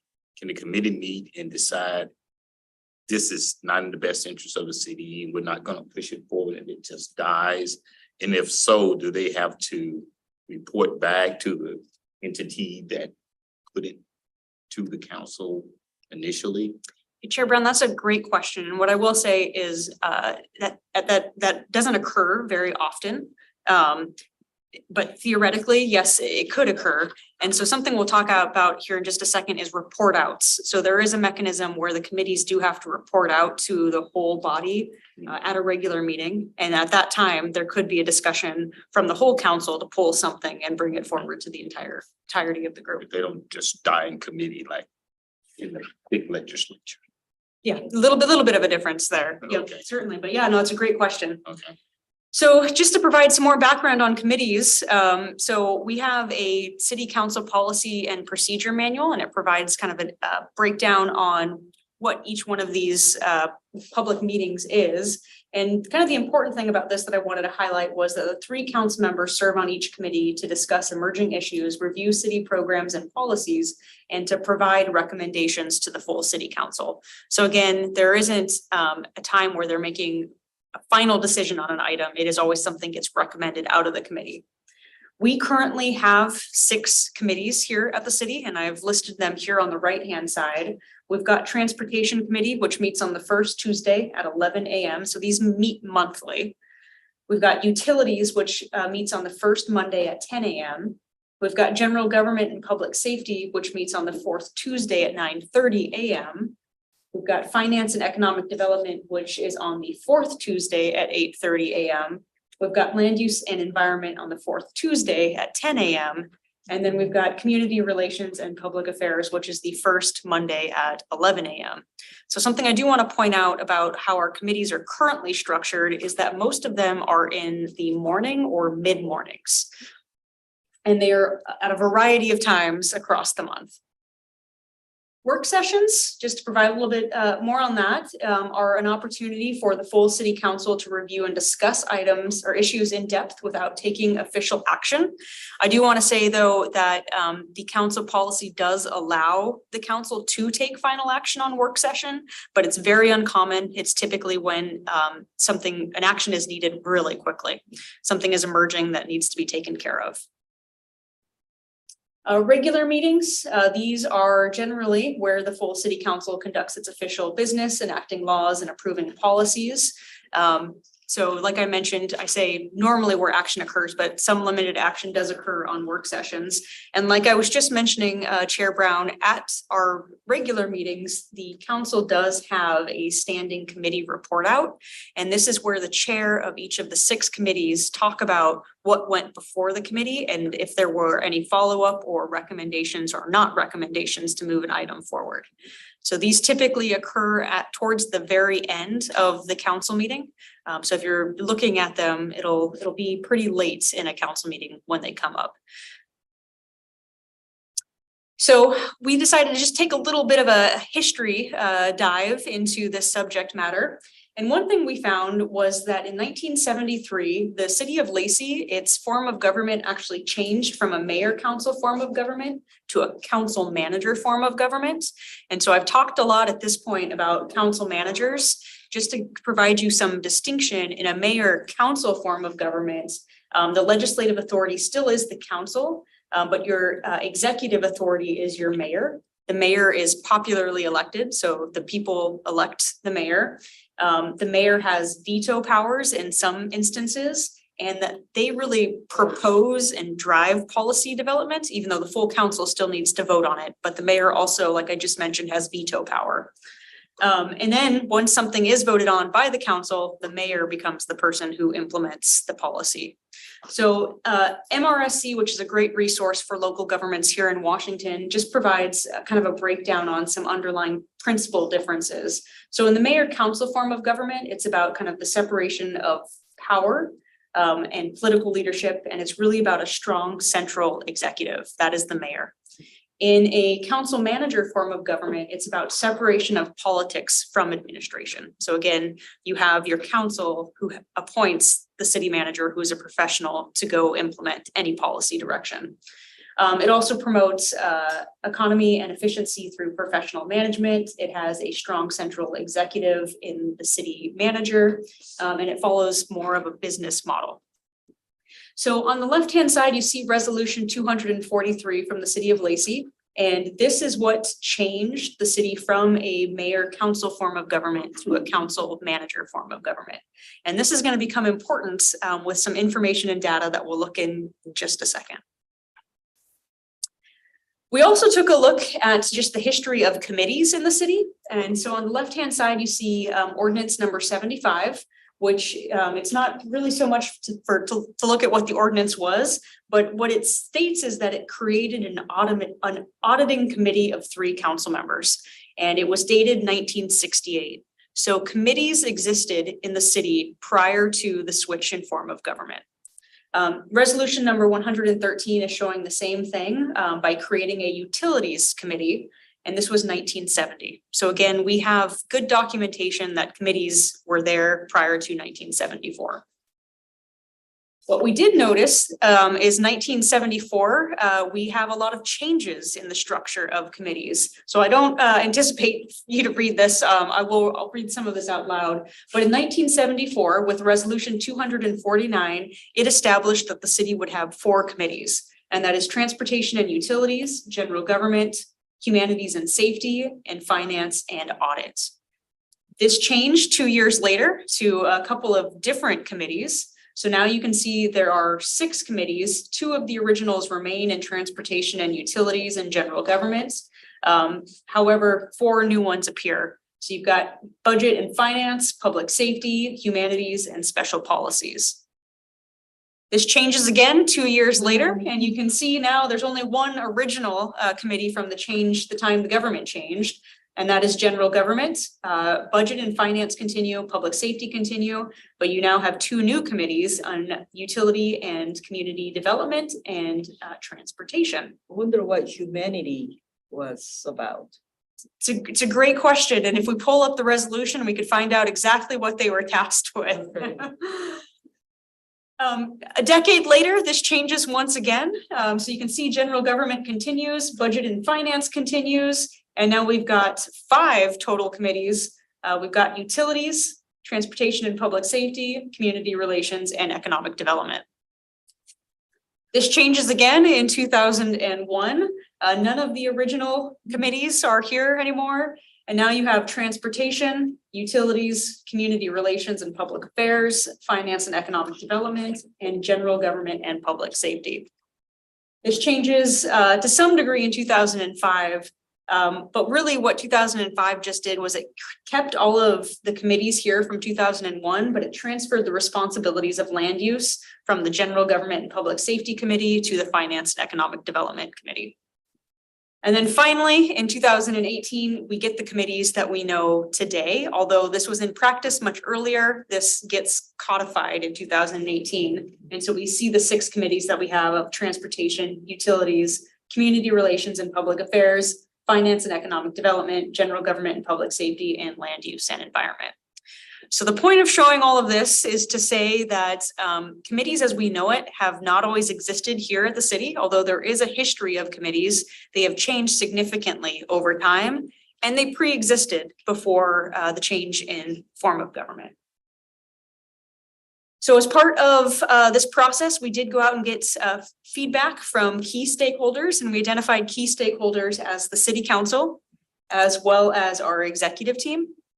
And so some of the things that we heard from both of these stakeholders, some common issues were that the process is redundant and time consuming. Information is not uniformly disseminated to all of the council members. There's also a lack of awareness of what is presented in other committees, even with report outs. And report outs are often too late or they're significantly abridged. So it happens after an action occurs, or you get the 5-minute condensed version of a 45-minute presentation with no opportunities to really engage and ask questions. We also heard that committee meetings could present a barrier to participation, particularly looking at the time of the meetings being in the morning and the mid-morning, the number of meetings. If every committee and every work session and every regular meeting is held, that is 87 meetings total. And then also future consideration for future council members and members of the public who might want to attend. These could be potential barriers. So on the kind of information not arriving to each council member at the same time, I just wanted to kind of show what this looks like. So again, if this was a committee here on the left-hand side, you've got 3 council members who are part of a committee. They're all receiving information well before the other 4 council members, and they're having an opportunity to talk about that information well before the other council members. In this example, the right-hand side, council members 4, 5, 6, and 7 are not receiving that information and don't have that same opportunity for engagement. This can sometimes lead to some additional work on the staff as well. So if these council members all have that information and these 4 council members don't, they could reach out to additional staff for more information, and that takes time. So this is just an example, but in this example, each of these council members spend 15 minutes with an additional staff member. That adds up to another hour. That could have just been the committee meeting right there. We also asked, for values, right? So it's all about identifying waste and values. And what we heard from both groups is that the values for having committee meetings are that there's an opportunity to receive detailed informational only. So deep dives into some city operations that maybe the council doesn't have to make a decision on, but would like to know or be aware of. And so I often use the example, and I think it's timely right now, of road construction. So what are some of the road construction projects? Now, the council adopts a budget, in which case they adopt the projects that are occurring. But in a committee meeting in May or June, you might get a good detail of kind of what the timing is, what this could look like, how it could impact community members, et cetera, to get that information out. It's also a less formal opportunity to interact with some of the content and staff members. You get a very limited kind of perspective of other council members. So you get the perspective of 2 other peers. However, you don't get the perspective of those other 4 peers. And then there's also just kind of worries about the unknown. And this is often, change can be difficult, right? Because it is the only thing you've ever practiced. And so we heard that a lot too, was we don't know what anything else looks like because we've only ever had the form of government and committees, work sessions, regular meetings that we know of. So with that, we took a kind of look at some of our peer jurisdictions, and I included a table in the staff reports that provides a lot of this information. So I'm going to kind of go over it pretty quickly, but please let me know if you want to go in more detail. And what we determined to be our 19 peer jurisdictions were jurisdictions of 100,000 to 40,000. And so Lacey, you can see here, is around 50, just over 58,000, although that number is a little bit dated now, when we're probably closer to 59,000 at this point. And you can see the 19 other cities here that are the peer jurisdictions with Lacey. So collectively, there were 20 jurisdictions that we looked at. And what we took a look at was not only their size, but also what type of governments they had, whether they were council manager or mayor council. If they had committees, what type of committees did they have? And you can see that I've notated a couple of different types of committees, and we'll get into that in more detail. But just as an example, Bellingham right here has committees, but some of their committees are committees of the whole, which means all 7 council members attend, and some of them are limited, which means less than 7 attend. We also took into account how many committees they had, what time they had their committee meetings, and then how they structured their study sessions or work sessions. One thing I do want to point out here about committee times is looking at the other jurisdictions that have committees. They are all in the late afternoon or early evening.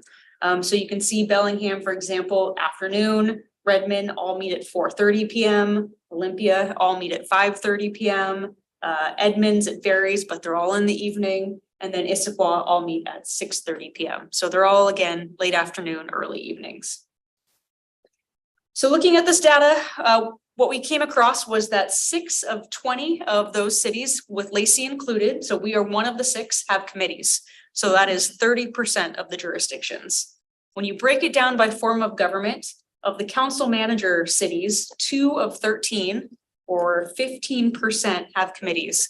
We are one of them. And the other city that has committees under this form of government is the city of Olympia.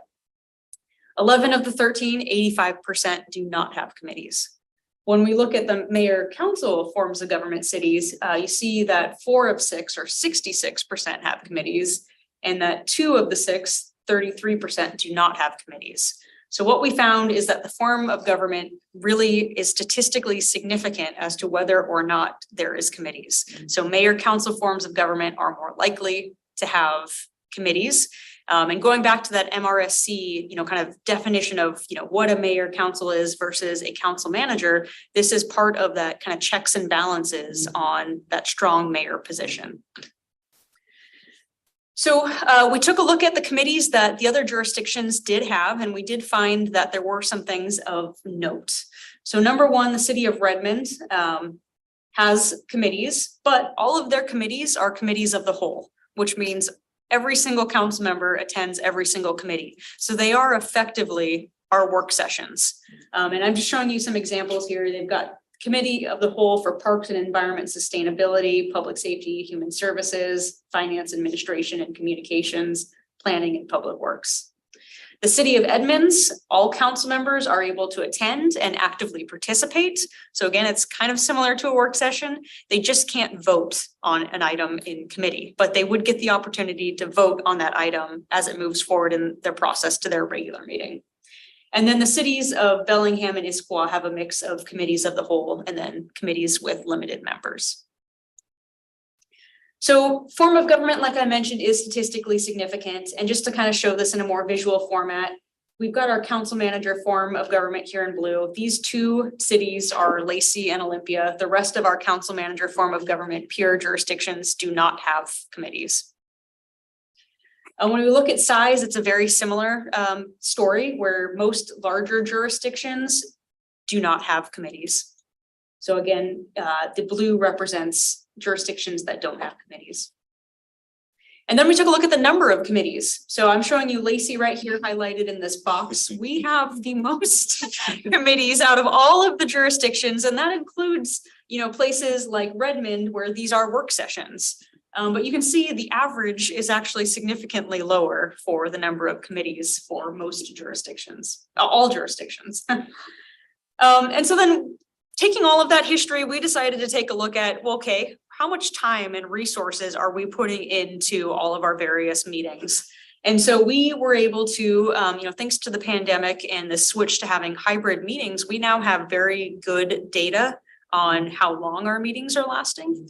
So what we were able to do was to determine the total number of meetings out of those that were held, the total duration of the meetings, and then what the average duration of the meetings were for our 6 committees, as well as for our kind of joint work sessions, our regular meetings, our single council retreat in 2022, and then all of our work sessions for 2022. And we got these average numbers. And from that, we were able to calculate kind of what it looks like for our various committees. So you can see committees here, it really fluctuates on how long they typically last. So just as an example, community relations and public affairs, on average lasts below half an hour. But you've got your land use and environment, which can last about 45 minutes. So there is a big difference in that time. We also found that most of our regular council meetings last under 2 hours. So it's about 1 hour and 58 minutes.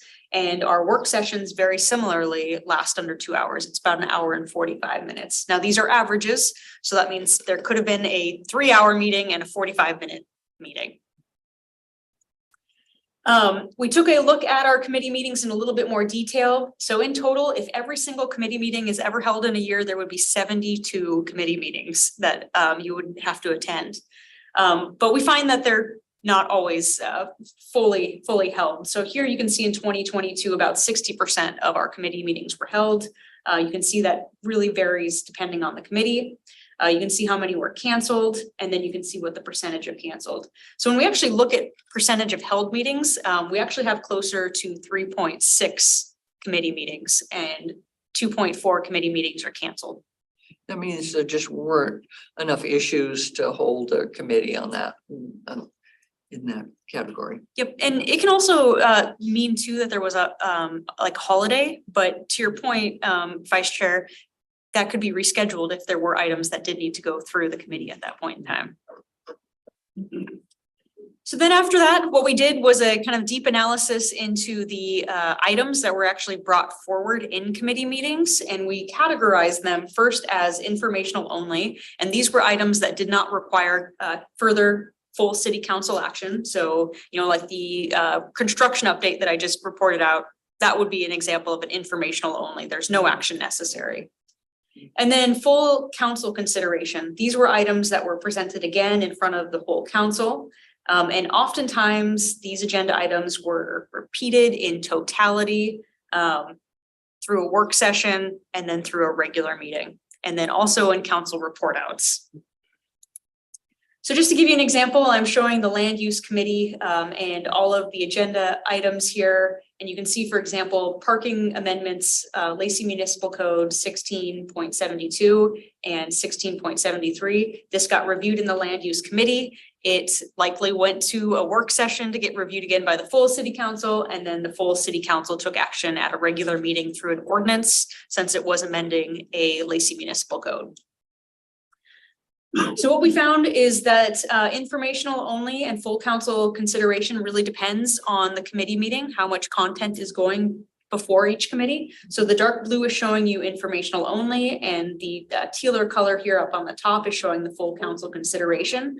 So when you look at the general government committee as an example, about 75% of that was informational only, and 25% of it was stuff that moved in front of the full council for consideration. Conversely, when we look at the land use committee, about 30% was informational only, and 70% was information that was moved forward through a work session and a regular meeting. So going back again to kind of the values that we heard from the stakeholders was, the waste is really the redundant information. The value is the informational only items that we get apprised of and get more information on. So what we did was we took all the data that we just went through. We took the meeting count, the average meeting, what the percentage of informational only, and what the percentage of full council consideration was, and we applied that to that average minutes. What I do want to say is that this is kind of a somewhat of a rough tool. And that is because we don't have good data on one item and how long that one item took comparative to how long another item took. We will though, moving forward with our new public meeting portal, because as you can see, Kelly Adams over here is actually bookmarking every one of our items. So not only is it easy for end users to go find if they ever wanted to re-listen to this in a future time when they had another couple of hours, but it also provides us with an actual breakdown of, okay, this item took 49 minutes. Shannon's item took 1 hour and 32 minutes. So we will have better data, but for this purposes, this was the best kind of tool that we could apply at this time. So when we look at the total duration of minutes for each of these committees, we've applied the percentage, and that's what has helped us determine how many minutes are informational only and how many are full council consideration. So just again, as an example, if we look at Finance and Economic Development Committee, about 35% of this was informational only. So of the total 421 minutes, about 147 minutes was informational only. That other 65% of that 421 minutes equates to about 275 minutes. And so this really was the value, getting those informational only items that was identified through this process. And some of the waste was some of the redundant stuff that got repeated at a later meeting. We also took a look very briefly at some of those limited pre and post processes in the city clerk and public affairs office, and we determined some rudimentary times for how long it takes to get in front of council. So what I wanted to show you just here with this process and not get into too much detail is that even if you have a canceled meeting, it still requires work in our city council and public affairs. We still have to do things statutorily. We still have to do things as part of the environment that takes time. So just canceling a meeting is also adding up over time. And what we found is that all of the canceled meetings throughout 2022, it was about 20 hours of work. So even if no meeting is held, there is still a lot of work that's being done. And for committee meetings just total, so including committee meetings that happened and committee meetings that were canceled, it equated to about 144 hours or about just a little over 3.5 work weeks of time in our city clerks and public affairs office. So when we started to look at alternatives, again, we took the value being the informational only and the waste being redundant items. So really this value is how could we take into account moving forward this about 950 minutes of informational only, and how can we get rid of this 700 minutes of waste? We had to make some assumptions as part of our modeling. And so what we assumed was that the average 2.5 council members were at each committee meeting, 7 staff members were at each committee meeting, 6.5 council members were at all other work session and regular meetings, 7 staff members were also at those meetings, and that 2022, the data that we had represents an average number and distribution of meetings per year. And then we went forward and created some alternatives. And so in these alternatives, what you'll find is that all informational only items continue. However, sometimes they're in different formats.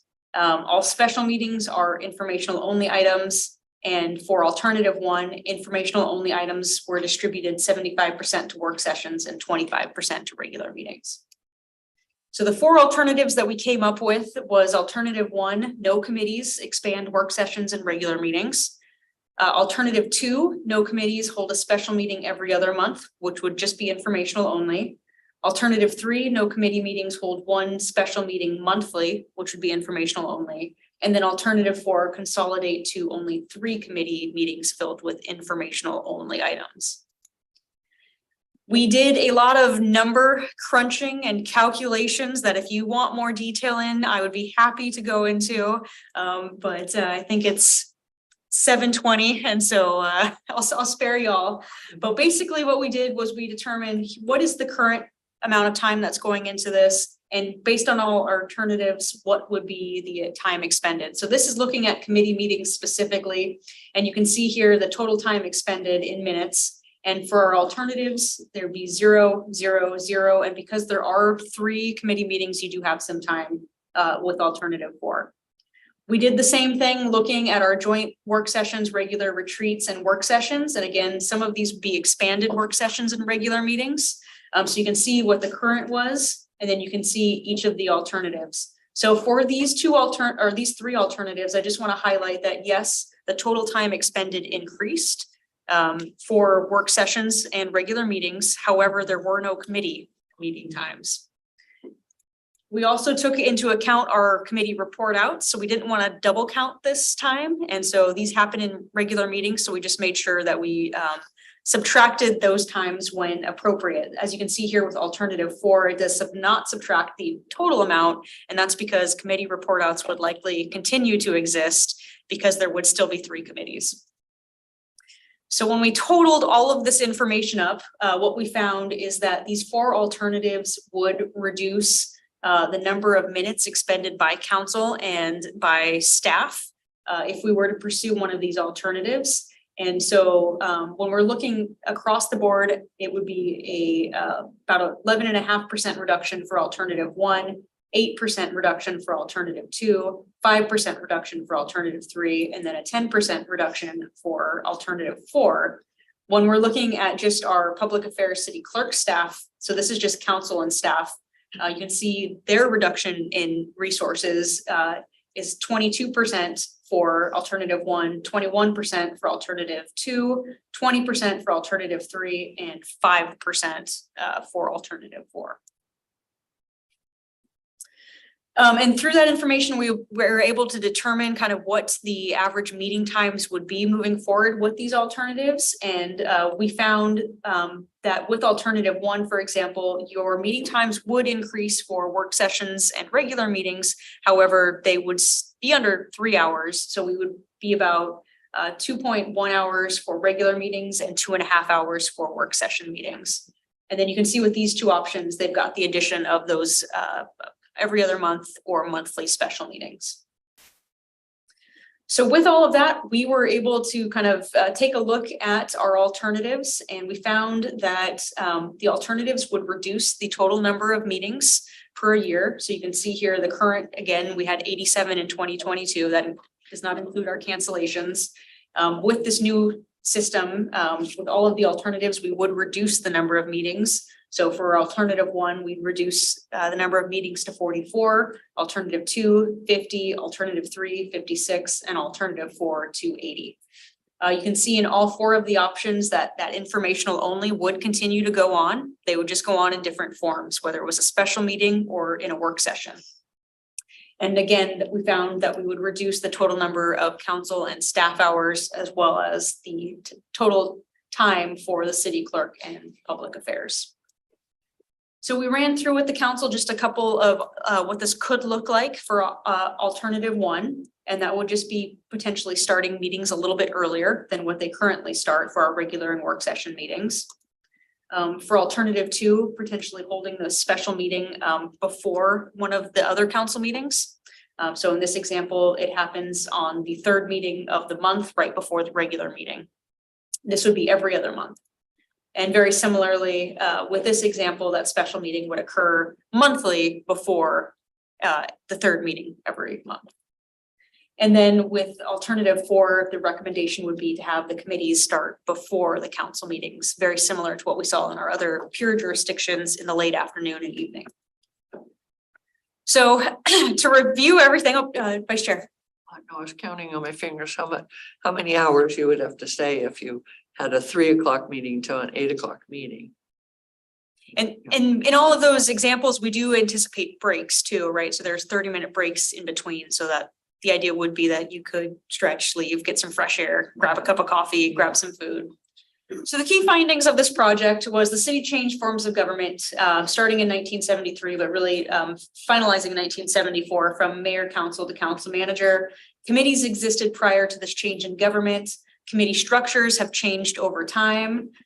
For the city's pure jurisdictions, mayor council manager forms of government are more likely to have committees than council manager forms of government. Again, it's just us and Olympia that have committees. And for pure jurisdictions, not all committees are the same. So again, they could be committees of the whole, they could be limited committees. For peer jurisdictions, most committee times are in the late afternoon or evening. The city's committees are in the morning, mid-afternoon. So again, I've listed all of the times that our existing committees are.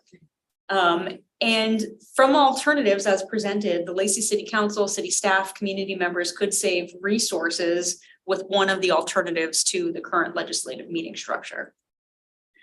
We also think, and this is again where we want to have the discussion again tonight, is that we could reduce potential barriers to participation for community members and future council members with one of the alternatives, as it would reduce the total number of public meetings that somebody would need to attend to actively participate.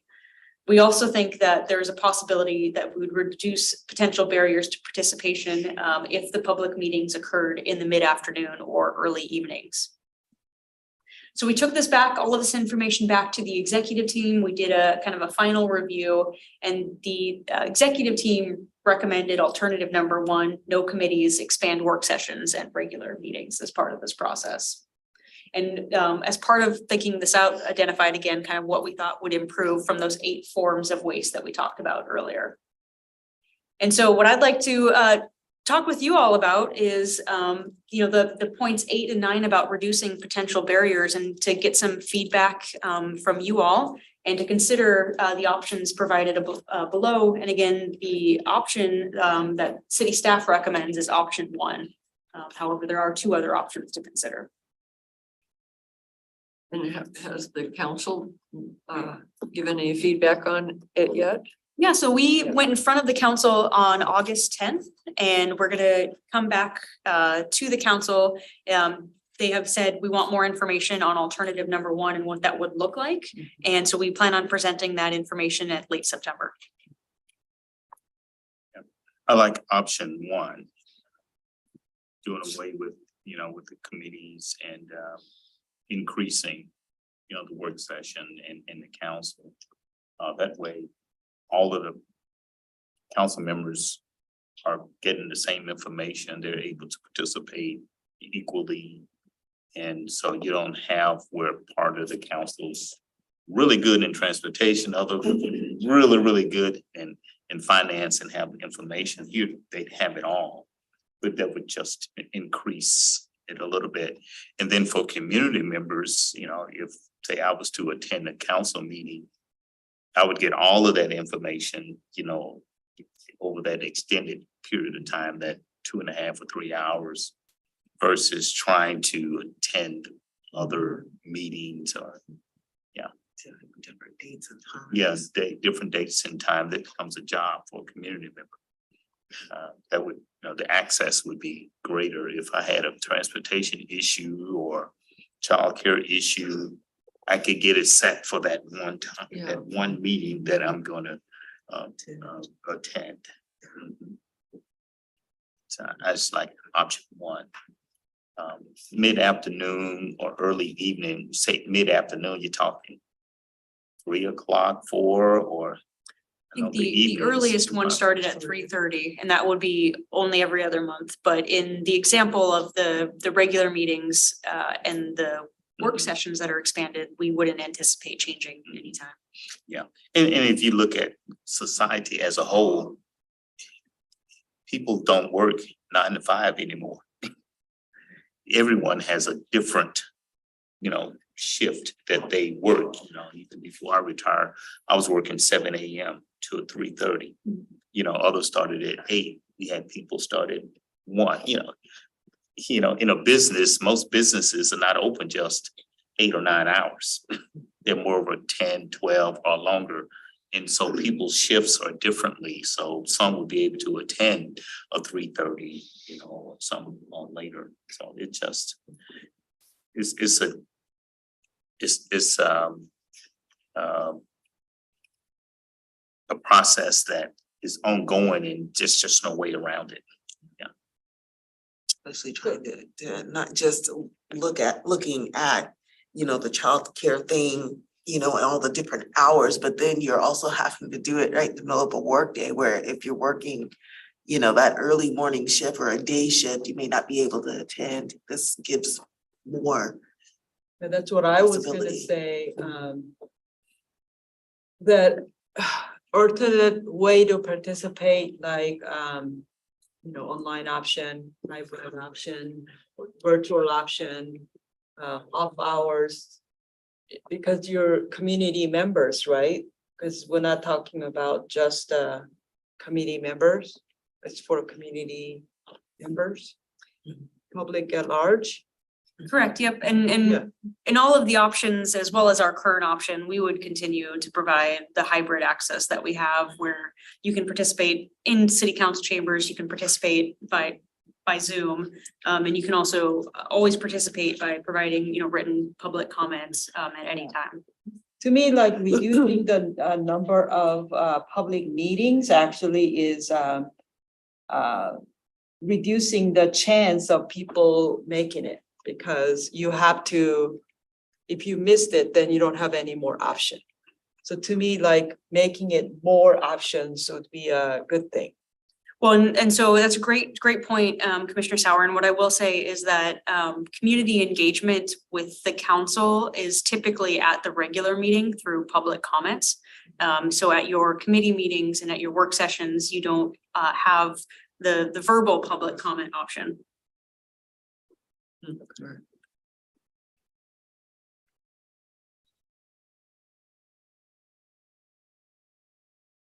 And do you track how many people are present or on Zoom of public members? We don't track how many people are present in the council chambers or who are attending, and we haven't used any of that data as part of this process. That might be good to know. Maybe. Well, and part of that is it's complex. So I'll give you the example of, it's really easy for us to count people at one point in time in a meeting. However, some people will join in for a particular item. Some people might leave, early on, and some people might watch the council meeting, afterwards, after it occurs. Yeah. And so it's kind of a difficult data to capture. Yeah. However, we do hope to have better data, just generally speaking, moving forward over viewership, but I just wanted to bring up the point of it can be difficult. Yeah.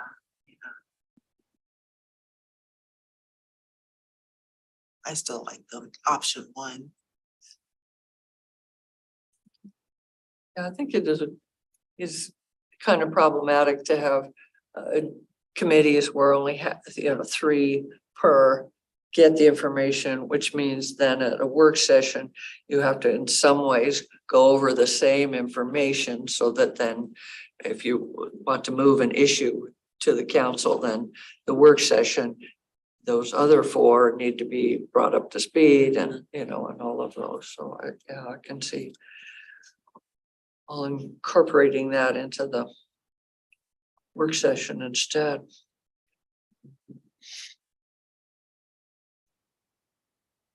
And if other jurisdictions have continued to do this over a long period of time, clearly it's effective and they've stuck with it.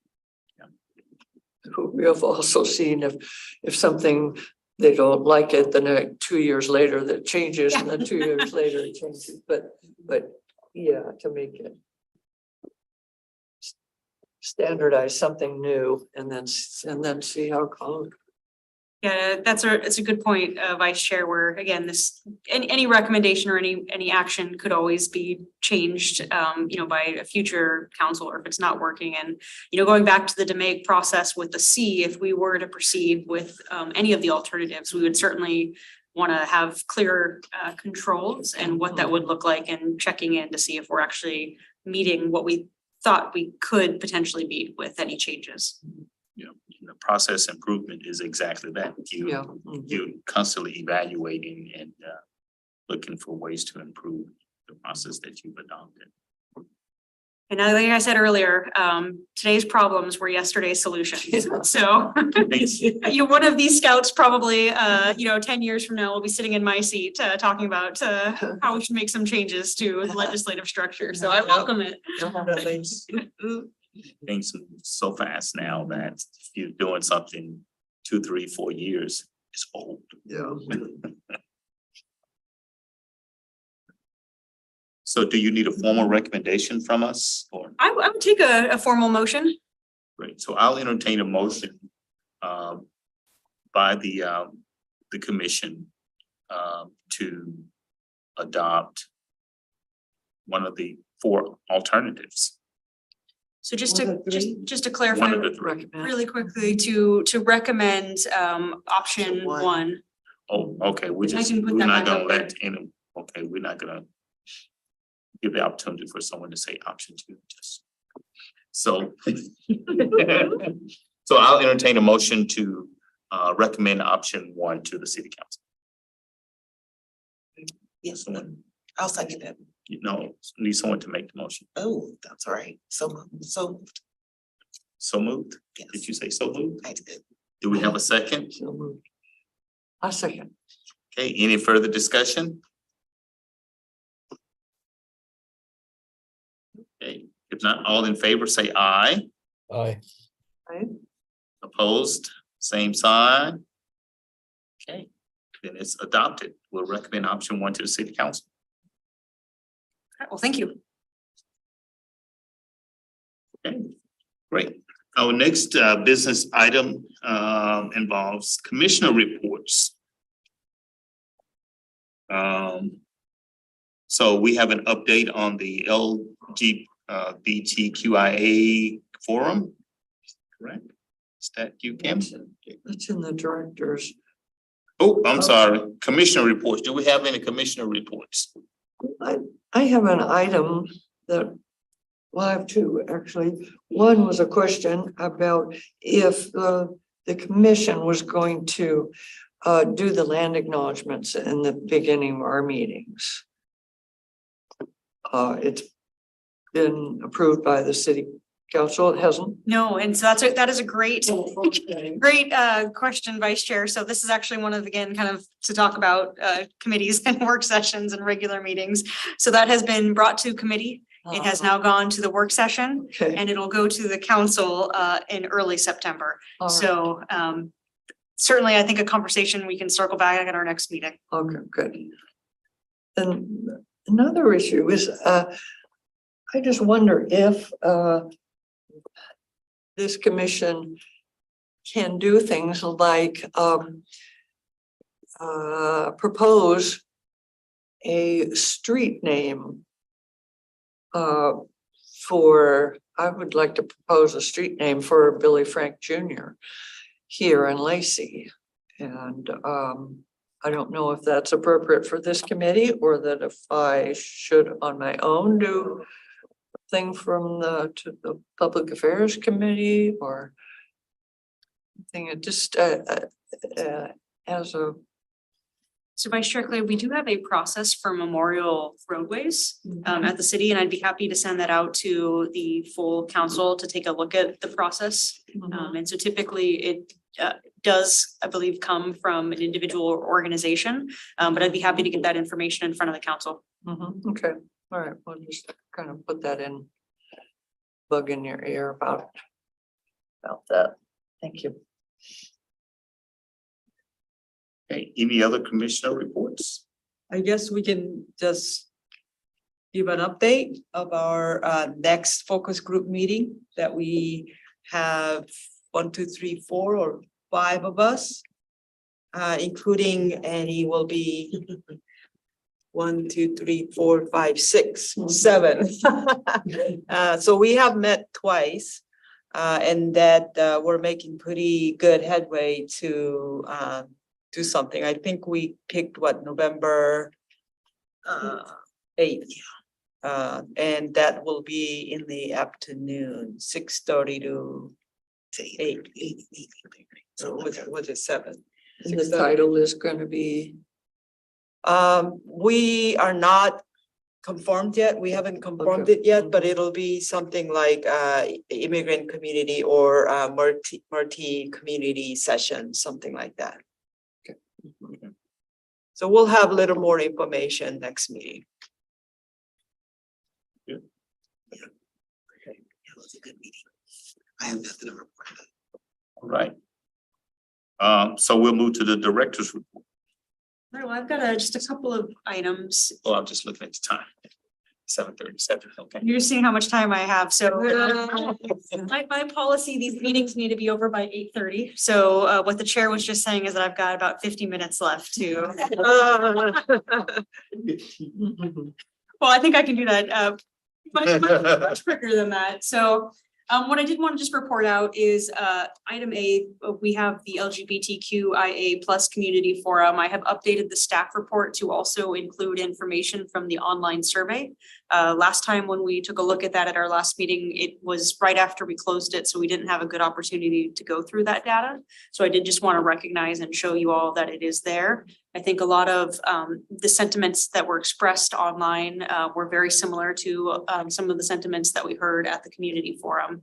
I certainly recognize that there were others as well, and so I'd highly recommend the commission to take a look at addendum A, which goes over each question based on all of the results that we had. Any questions about that from the commission?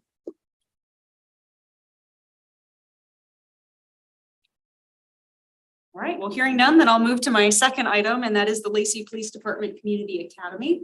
And I'm going to share my screen for this one. So the Lacey Police Department is putting on what I believe is their second academy after the pandemic, and they're very excited about it. And so let's open up the flyer really quickly. So the academy is going to be starting here in the fall, and they're taking applications as of right now. So if there's any commissioner who is interested in participating, please let me know, and we can make sure that an application gets in. They are going to be covering topics such as recruitment and hiring processes, department operations, criminal law, homeless outreach, firearms, less lethal tools, traffic enforcement, special tactical teams like SWAT, drone operations, hostage negotiations, detectives, and evidence processing. There is a very handy QR code right here on these flyers that you can scan and learn a little bit more information as well as apply. And as you can see, the courses here are dated 2022, but I think this is actually supposed to be for 2023, are going to run through September and October and into November. And there are going to be some activities and demonstrations that include, going around our current police department and also potentially learning about our new facility that is still in the works, demonstrating some firearms, emergency driving, less lethal tools, defense tactics, and some mock scenes.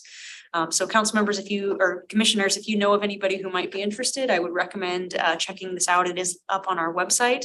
And if you're interested, please let me know and we can have a conversation about that. So What's the purpose of this? Is it to public safety, educating folks?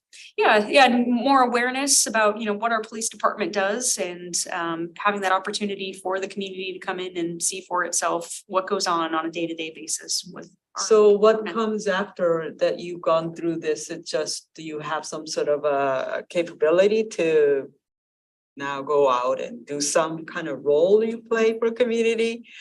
No, there is a community. What is that called? Community volunteers, but this is not, this is just an information. We do have some volunteer programs at the police department, and they certainly have a process for selecting those volunteers as well. This is more of you kind of gain more knowledge and understanding about what goes on in the police department, and perhaps that leads you to wanting to volunteer with future activities with the PD. Also, as we look at kind of just police recruitment, this is also just a way to kind of get more information out on what the police department does and what that could look like on a day-to-day basis. I would really like to go. I can sign up myself. So if someone was signed up, if someone was to sign up, they would attend all of those. Correct. Yeah, correct. It is not a one class. It is a academy. So it is going to take a few sessions. So, all of the information is also provided in your packet. So you've got this flyer as well as the application itself. There will be food. I am sure on that one. Annie, you can't complain. There's Yeah, I would do it, but September 28th, I'm gonna be going on vacation. That's the only bad day. And you do have to be 18 or older to participate. Oh. Thank you. The gentleman in the back. Suppose they need that much. And my final item, although it's not listed here under director's report, is to just see if I have any volunteers for September's inspirational item.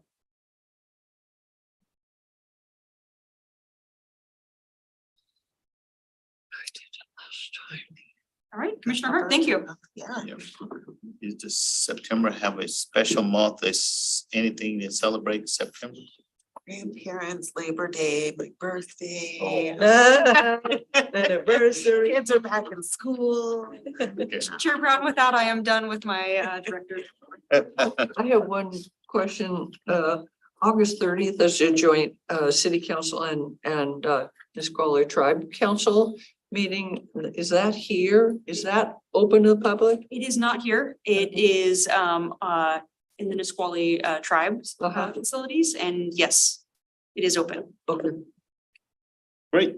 So if we have no other items, I'll entertain a motion to adjourn the meeting.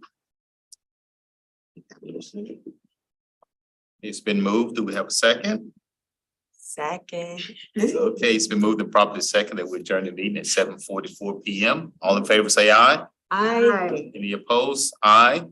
No opposed? The meeting is adjourned. Thank you. Thank you all for coming and participating. I thought they had a speaking engagement.